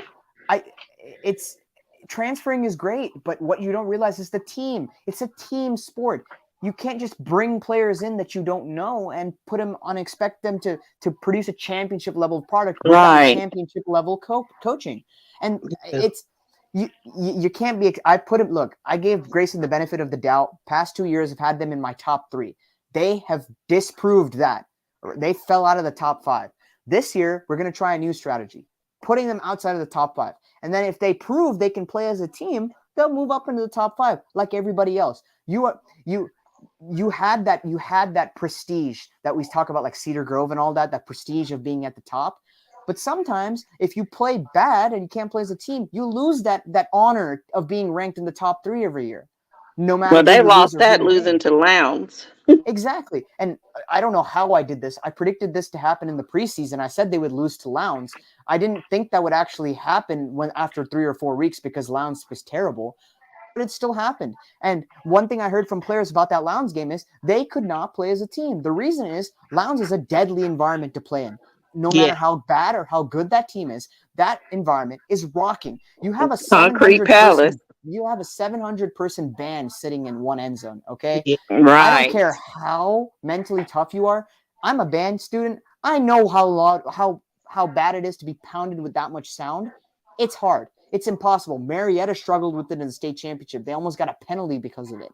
So Grayson said, a player from Grayson told me that their team started to fall apart throughout the game. They became undisciplined because they didn't communicate. They couldn't hear. They didn't practice well. That's reflective on the coaching and the team. So when you lose that prestige with things like this, you're staying out of the top 5 until you can prove you can be in the top 5. And honestly, people are going to hate me for saying that. It's fine. I've made everybody I talk to on this account is an enemy because their team is not ranked number 1. So what do you have to lose? Tell the truth. Fact. Tell the truth. Can I do what you do? Trying to do that. Can I go back to 6A really quick? Mm-hmm. Thomas County Central kind of came out of nowhere, especially coming from 4A up to 6A, and they did pretty well. Do you have them somewhere in your top 10 at least? Yeah, top 10 for now. The Thomas County Central was really impressive. I heard a lot of like off-season talk about like, oh, they might be something. Watch out for them. So I kind of took that to heart, and I moved him up a little bit. I think I moved him into my preseason top 10, just a little bit. But they well surpassed expectation, and I mean well. It was honestly really fun to watch. I don't think there's one person out here who can genuinely say they hated watching Thomas County Central be that good. It was awesome. But again, it was a moment that you save up for, right? It's a moment that you work years for to get to this one team. And once that team is gone, you got to start all over again. That start all over comes when you lose Sam Brown at quarterback, 22 TDs. You lose Ricky Fulton, their backup running back, who had more TDs than the starter, and got the same amount of carries. He was a playmaker and was even a playmaker in the pass game. You lose Tyler Floyd and Adam Hopkins, both of whom were ranked prospects. And then on the defensive side, which struggled at times last year, they lose their 2 tackle for loss leaders, and you lose your sack leader as well. And then in the secondary, you is a secondary that struggled at forcing turnovers, and that's something I highlighted in many games of the year or games of the week. And that's not going to get much better. You lose the only 2 people who got an interception. I think were both seniors, if I remember correctly. So it's going to be a work in progress. I think having a head coach like Rogers sets you as a program for 5 to 6 wins at minimum every year. But the thing is, you need to go beyond that. You've already had 5 to 6 wins each year. 5 wins is the standard of Thomas County Central. Is there any way you can bump that standard up to 8 or 9 wins? If you set a foundation at 8 or 9 wins instead of 5 to 6 wins, you're going to have your breakout seasons where it happens like once every 4 years. Those are going to be state championship level teams instead of quarterfinal level teams. So if you set a foundation that's higher, it's like a trampoline. If you set a trampoline on the ground, you can jump to the ceiling. If you set a trampoline at the ceiling, where you can, or not even at the ceiling, if you set a trampoline on a desk, where you're going to jump through the ceiling, right? Mm-hmm. So you got to think about it in that sense as well. Okay, good stuff. Thanks. Thank you. Well, thank you, Drew. We totally enjoyed your inputs in your analytics. Everybody did chime, and we had quite a few people chiming in the group today, chatting. We know you don't have Facebook, so you can't see some of those, but it brought up quite a buzz. Yeah, but it was From good. different fan bases, seeing the inputs from you. So we want to give you an opportunity to come on and chat with us about your predictions. So we Yeah, and it was definitely thank you for that. well. Thank you so much for having me. I think I'd also like to, if you guys join Instagram or something, I wouldn't mind going on Instagram Live and talking about this stuff too. It'll bring a much larger audience into this. Oh, we Okay. are. Trust me. We're gonna have that Okay. account set up, and we're gonna be streaming on IG. No ifs, Okay. ands, buts about it. I can always do a Q&A or something on there. You'll get, when I say you'll get a lot, you just got to be prepared. When I say you get a lot more questions, you get a lot more questions. You'll, instead of getting, 5 questions in 5 minutes, for example, you're going to get 10 questions in 10 seconds. So it tends to be a little faster, and I'll have to sort through it and all that. But I think it's something we could possibly collaborate on, especially if we can get, everybody on. Oh yeah, for sure. Absolutely. For sure. So again, Drew, thank you, man, for coming on today. We're gonna try and bring you in at least once a month. As coaches change, as these coaching vacancies get filled, because today Blessed Trinity announced they got a new coach in Ed Dudley. Parkview's coach that you brought up, Eric Godfrey, he left Parkview today. Mm-hmm. So as these coaching changes start to fill in, bring you in, talk to you about that, and see what we got going on for spring football coming up in April. Yep, and be on the lookout. You might want to check out my next couple, or within the next week or so, I might release a post about those coaching changes and maybe grading those coaching changes, but mostly just to put those changes out there so everybody knows or has a set place to look at to see what changes have been made. So I might put that out there, and I might talk about some of the better coaching changes that I think have impacted teams. For sure. That's great. And Drew, as a side note, when you fill out your NCAA bracket, kind of slide it over there so I can put it in the pool and win a little money. Thank you. Okay. Yeah. See, it's March Madness. I'll be honest, on the side, it's not predictable at all. I will say though, on the side, I have been trying to, look at some advanced analytics and see if there's any, possible giveaways as to how to predict a national champion, your Final Four, or a sleeper team. I'm getting somewhere on it, but I can't reveal that just yet. Okay. Well, I don't have to know. I don't have to know the coding, the loops, the Python. I don't have to know any of that. We don't need the ingredients. Just the result, right? Just the result. Just send me the brackets so I can rack up a little bit. I want to go on vacation. Thanks. Sounds good. Sounds like a plan. Y'all crazy. All right, Drew, man. Thank you, man. Thank you for your time today, and we're gonna try and catch up with you next month. All right. Thank you so much, guys. All right, You man. too, Have a good one. and stay in the books. All right. End the semester good. Oh yeah, Hey, Drew. that's my main priority. Yep. One last thing. Mm-hmm. Go Dogs. Oh man. Go Jackets. Go Jackets. Watch out for next year. That's all I'm going to say. I'm not going to add anything on that. Watch out for next year. I'll tell you. We're not worried. I don't say stuff like this unless I know something's cooking. Hey, you putting together a pretty good signing class. I can tell you that. Yeah, we took your quarterbacks coach. Yeah. You might want to watch out next time we play you. He knows everything about you guys. Oh gosh, that's a Thanksgiving game. We ain't worried about that. All right. Well, I'm gonna head out. So thank you guys so much, and go Jackets. All right. Have a good one. Love it when that guy comes on, man. I know. Yeah, good stuff. Good stuff. He just a baby. He's as advertised. He really is. I was gonna say, good thing Jess got to finally have her opportunity. Yes, I am impressed, and I'm a nerd, so I just loved all of that.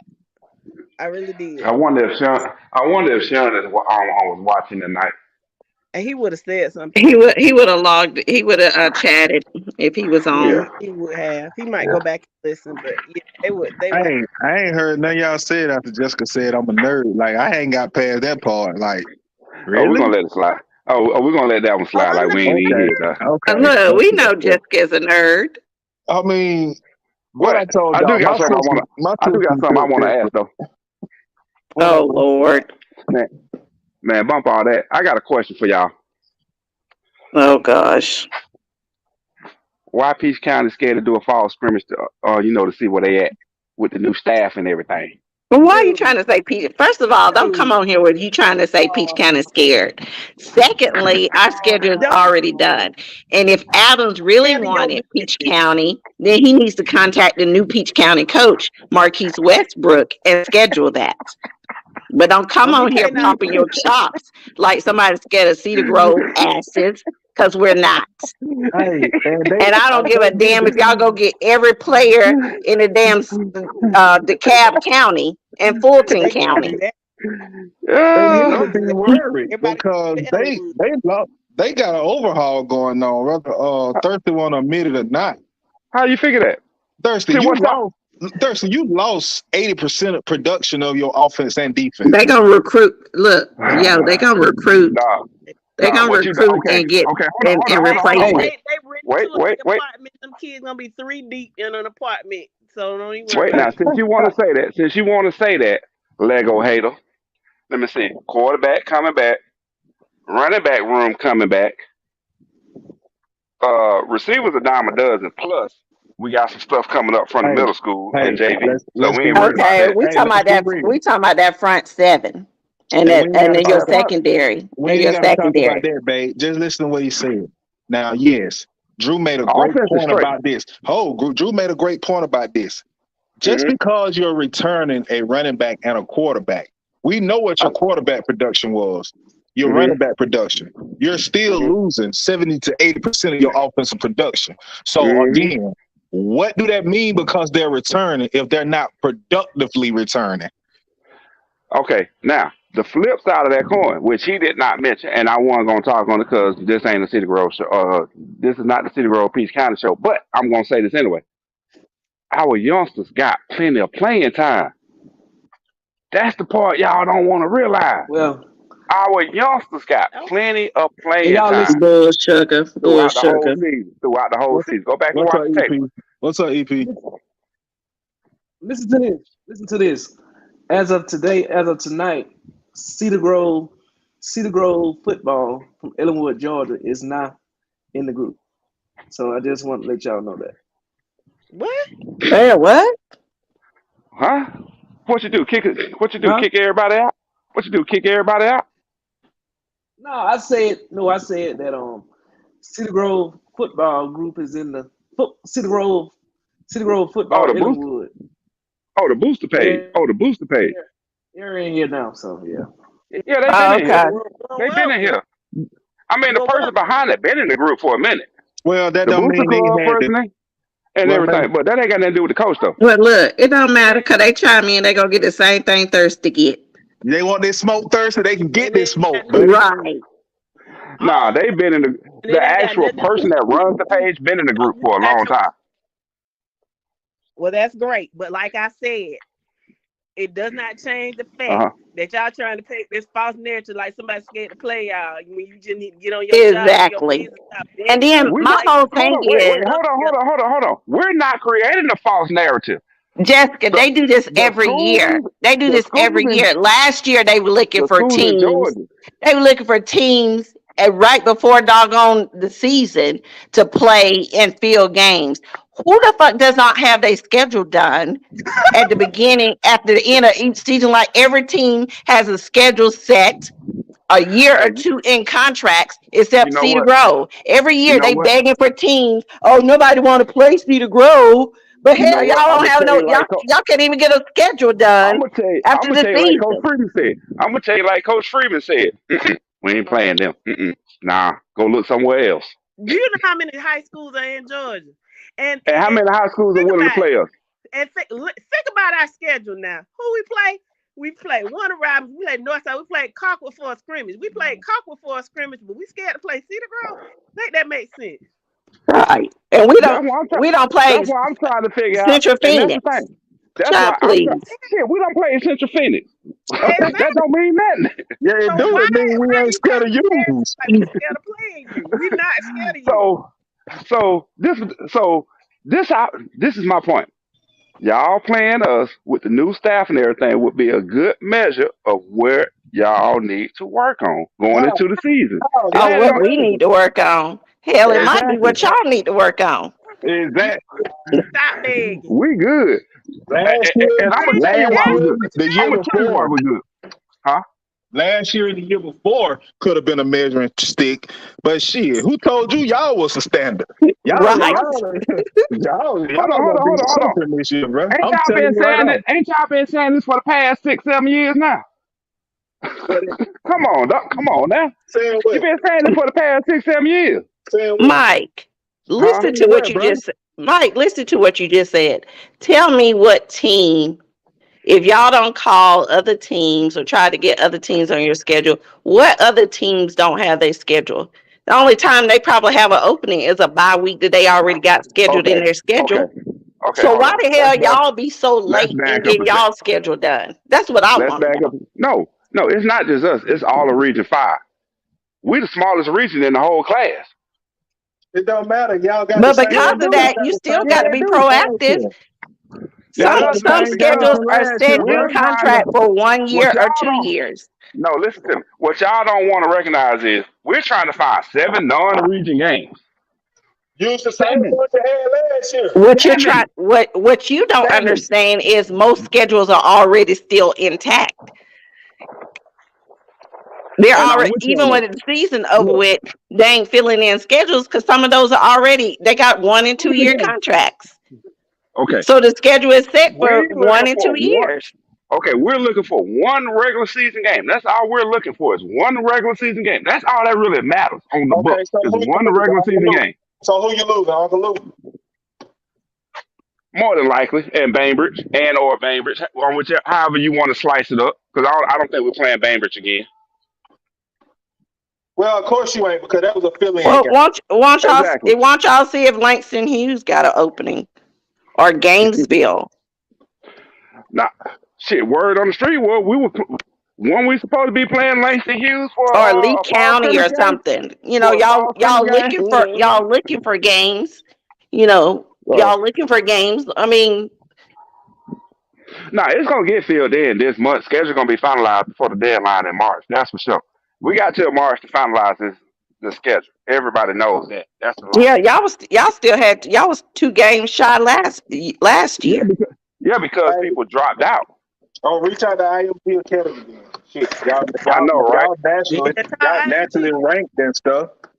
I know, right? That's what y'all Mm-hmm. looking for your national schedule. Go out to Las Vegas. Let them molly wipe you like they Man, did. Go out there and play Bishop Gordon.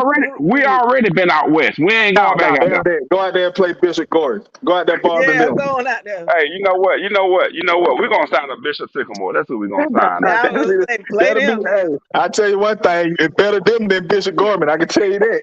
Hell, put the Falcons on the damn schedule. Y'all up there? Yeah. Shit, we don't care. How come St. Francis can't come to Decatur? Y'all went up there? They Man, gotta we go ain't back got up there. we ain't got the facilities to host that game. Man, the I'm Cat about County ain't to gonna say. let us play at Memorial. Y'all got to go back up there too, don't you? I don't know the contract. Oh, I ain't okay. talked to coach, so I don't know the contract. But Well, I don't know if they had a 1-1 contract, or a home and away contract. I'm not sure. DeKalb ought to be ashamed of themselves if they cannot host that game. That's ridiculous. No, they can't host that. Exactly. Why you They think don't want we that were the money, Road but Warriors they look last greedy year? selves. No, they Why you think can't. we were the They Road can't. Warriors last year? Yeah, you know they can't. It ain't. We already know the Cavs need to be ashamed of themselves because they can't host that. Come on, be for real. It ain't going in the onesie. You can guarantee that, and they for sure sure. ain't gonna let them get my Memorial. So, Exactly. what's up, bro? Brian Jones said, "What you gonna have Westbrook on?" I'll reach out to him. We supposed to had well, Mo, you know the deal. We were supposed to had got by the board, but I just been running this week, so We Brian, need we're to get gonna. a few of some of the new coaches that have been in on other teams as well. Yeah. A matter of fact, I didn't even think about it because we were talking about something else. But I met the defensive coordinator last night, and I should have asked him then, but I wasn't thinking. So Hold on. maybe get with him too. Man, can I comment on Brian Jones' comment? Good Lord. Brian, I know, right? Brian, one, the comment came from me, so you already know. What's my name? Thirsty BS Rollins on here. BS. And the So, B stand for bull sugar. shit. Now, Bull hold on. sugar. There No, you damn, go. hold on. What time is? Oh, okay. I can't. It ain't 9 o'clock yet. I can't use that language. But Brian, Man, use it Brian, there, it's brother. all Use it. jokes, dog. It's all jokes. Use it, brother. He's a Cowboy fan. Oh, he still hurt. We forgot. Hey, Yeah, Brian, I know he's Oh, my still in bad, his my bad. feelings.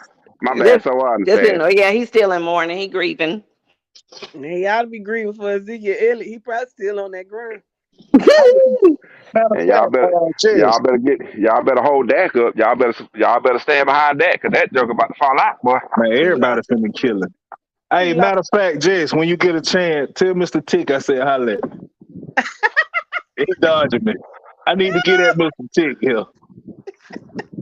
Yeah, I need to talk to Mr. Odom. Tick had a lot saying. Tick had a lot to say when they beat Tampa Bay. Like Brian. I ain't hear nothing from them guys come Sunday. So they thought they had won the Super Bowl in that game and forgot they had to meet up and play hard against their real rivalries. He had a couple of memes. He said something about the Falcons lost to every middle school team in Clayton County and they want to talk. He said something like that. That's all right. I put together a nice little video for him. I don't know if y'all saw it, who saw it, and who did. We saw it. But that video was for you cowgirls, the cow sisters, in my sister words. Cow sisters. Said you gotta crawl before you walk. So let me ask this, and I know it's upset. Well, let me ask you this, Kitty Moon. What do you think is the major issue with the Cowboys? I mean, excuse me, being professional, the Cowboys is They it fans.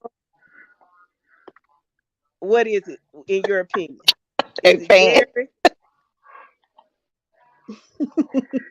I'm just gonna tell you like this: if you got an owner that want to be all in the videos, all best in front of everybody, if you don't want that, come on to ATL, baby. Because Jerry Jones is the downfall of the Dallas Cowboys. And that if y'all can't see that started at the top. It's the First front of office all, all the way down. I don't know who in the hell called them America's team. It got to be they crazy, delusional ass fans. But take that shit off y'all names. Y'all are nothing representing America's team. They must be talking about Ain't South nothing America American or about Central America or something. losing like y'all be losing every year with y'all delusional asses. And you no longer get to say we are America's team. Cut that bullshit out. Did y'all see the brawls that happened at the stadium in Dallas? At the stadium, old crazy fans fighting each other. Okay, y'all got to send me that one. I ain't seen that. Oh yeah, they were throwing blows. I need that one to go to a non-video meeting. Fighting each other at the stadium, watching the game. It's not the fan. This is what Brian said. He said it's not the fan. Yeah, y'all a bit delusional, but he said it's the owner and some of the picks he made. But if you look at the interceptions Dak threw was timing with CD Lamb. So you're saying the issue was the timing with CD Lamb. Okay.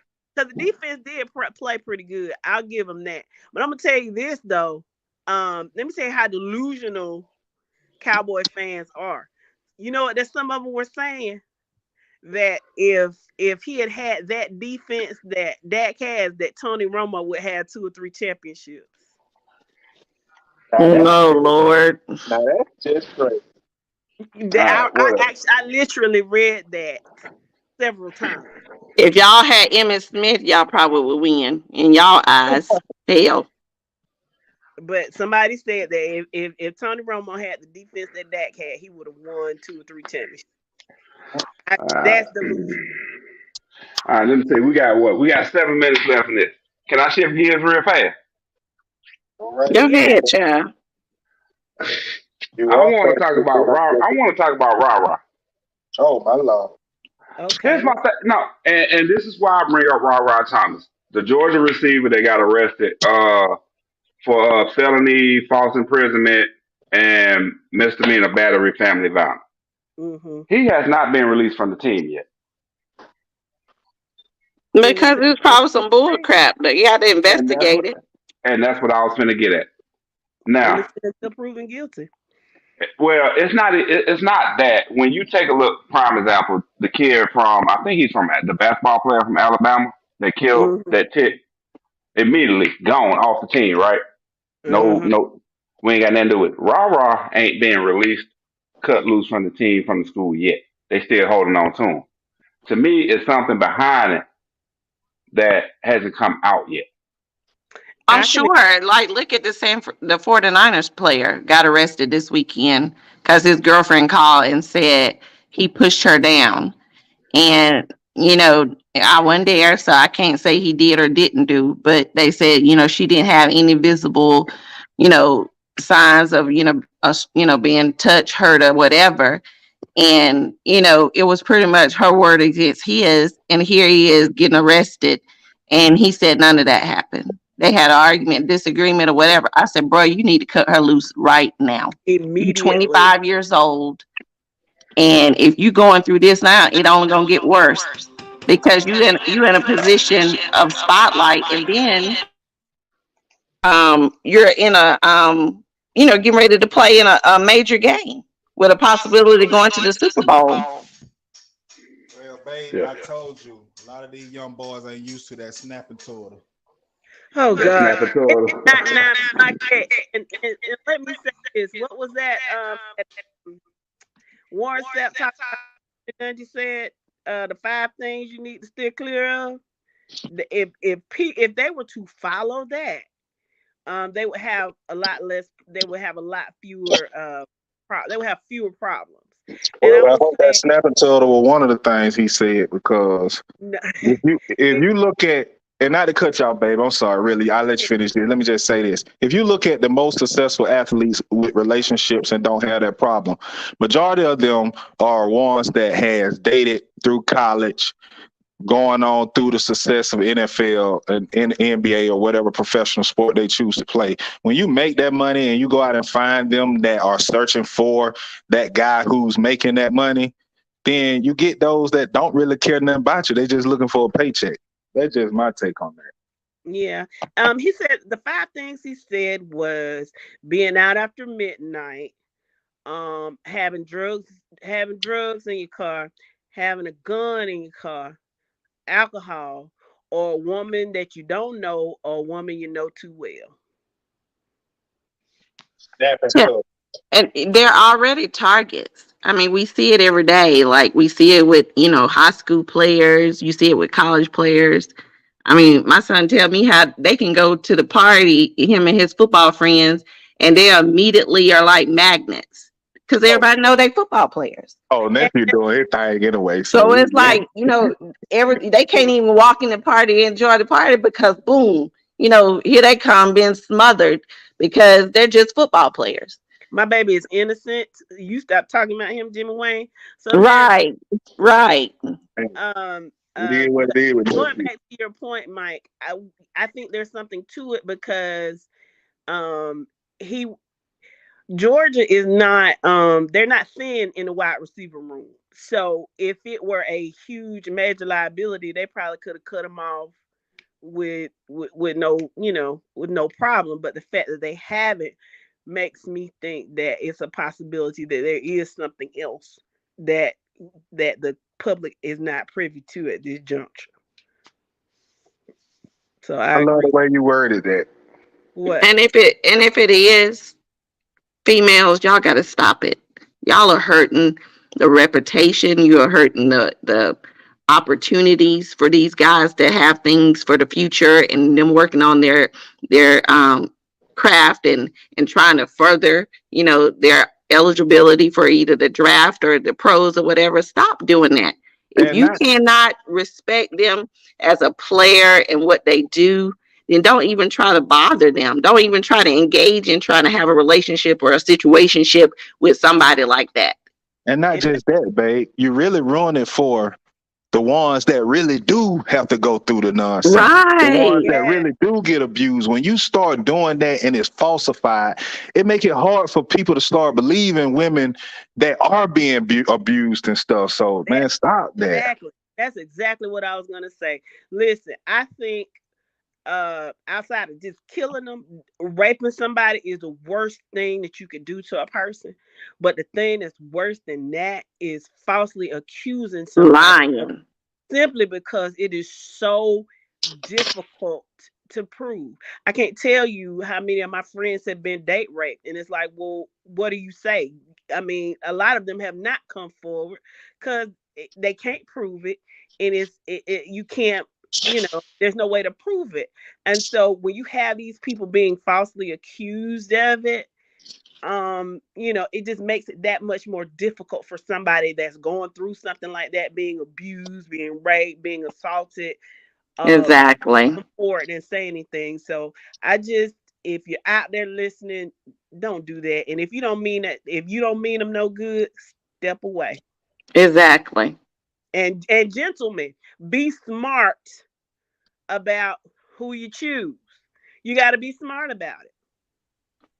And if you're in college, these young guys just getting to college, I know we're going to have signing day, and some guys are already done signed and left, and started this semester. Look, if you go to a party and I know everybody having a good time, but if you see that this person is not 100% sober, don't touch her, don't walk her home, don't do none of that stuff. I told mine, don't even walk home. I don't give a damn how drunk she is. You ain't walking nobody home.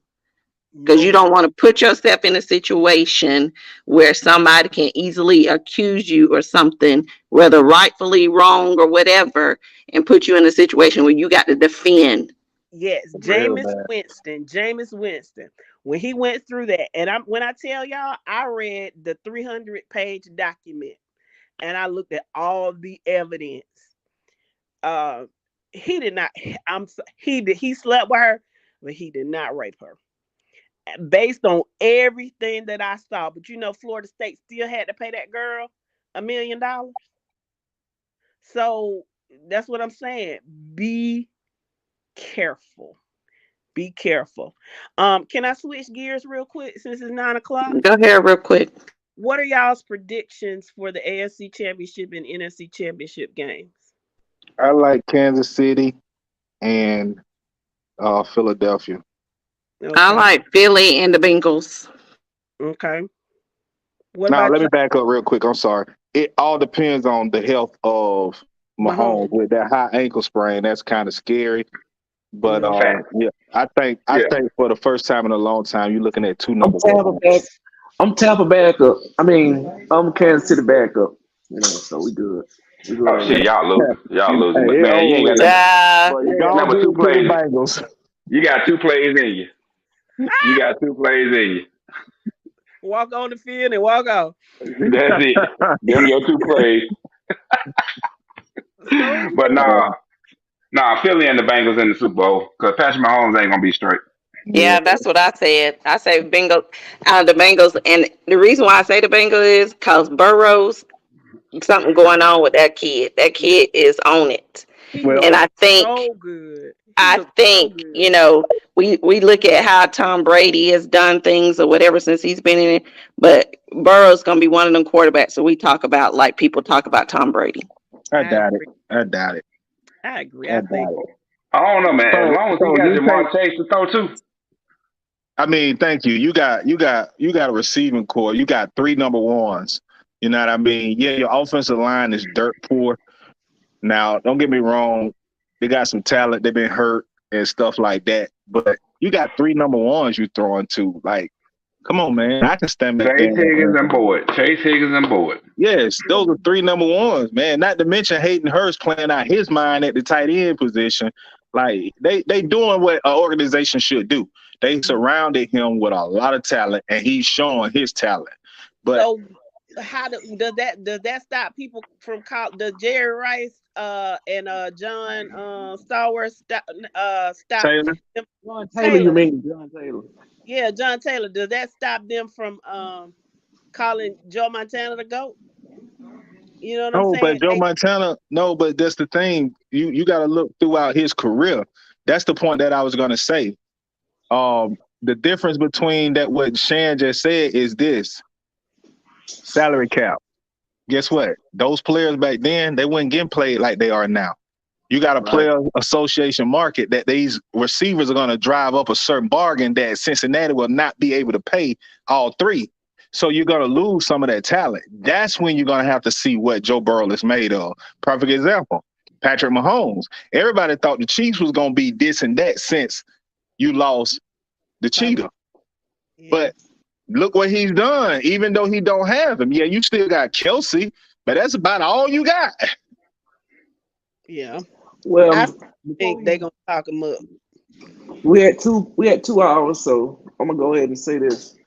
I'm predicting that it's gonna be Philadelphia and the Chiefs in the Super Bowl, and I'm gonna get everybody else take, and either Jess or Shan close us out. I already said mine. The Eagles and the Bengals.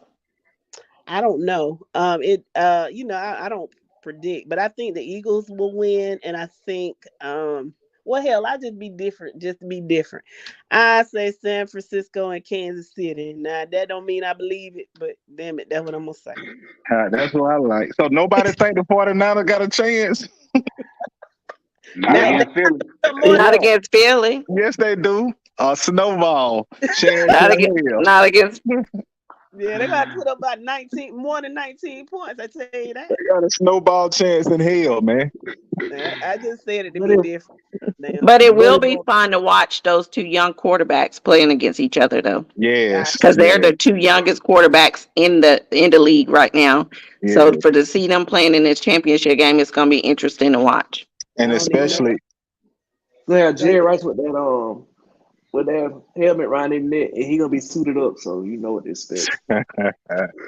You think about Joe Burrow and Jalen Hurts duo when LSU had the reigns. What that was, 19? Yeah. And Jalen Hurts, Joe Burrow duo for LSU to beat Alabama and end up, going on to win the national championship. That'll be a good matchup for real to see in the NFL for them to be going at it. Again. Yes. Yeah. But we didn't see them in 19 because Hurts was in Oklahoma in 19, right? Tua was the guy. All right, people. We're going to hit 2 hours for the night now. We ain't going to keep talking about this. Gone thirsty. Yeah, you got to get on your Brown, don't you? No, I've been on it. He got to take his ass to bed. Did I say? I got to recoup. Okay. Well, if there's anybody out there still listening, we thank you so much for listening tonight. We want to thank Drew for coming on and giving his predictions. Not only his predictions, but the reason behind his predictions. They were sound and based in logic, and I love that. We will be back on next Wednesday. Anything else, guys? Nah, thank y'all for tuning in and keep tuning in. And tell your friends to like the page and follow the page. Like and share. Yes, like and share, people. And, we're trying to expand. So get as many people as you can. And we pray that you enjoy our content. And like Mike said earlier, we will be opening up a Instagram page. So that way it broadens our viewing pleasures and our audience as well. So make sure if you guys have IG, once we get that set up, you guys start following us on that as well. We'll put that information out once it's set up. And I want to address one more situation. As of us, we do not charge anybody cards for anything. We do not deal with networks at all. With that being said, have a nice, blessed night. Tune in. Good night, guys. This is your Friday Night Live podcast, photo and entertainment, and Middle Georgia sales and services. Coke, don't worry about Pepsi. I had to go see a man about a music. Look at here, look at here. A-Town down. And you better not lose. Tune in. Not so fast, my friend. You better say it with your chest. Come on now, shout it. And you better not lose. Hey, you better watch your mouth now. I am a label. Better shut your mouth. Yes, I am. I don't mean to interrupt. Better say it with your chest. Let's get it. And you better not lose.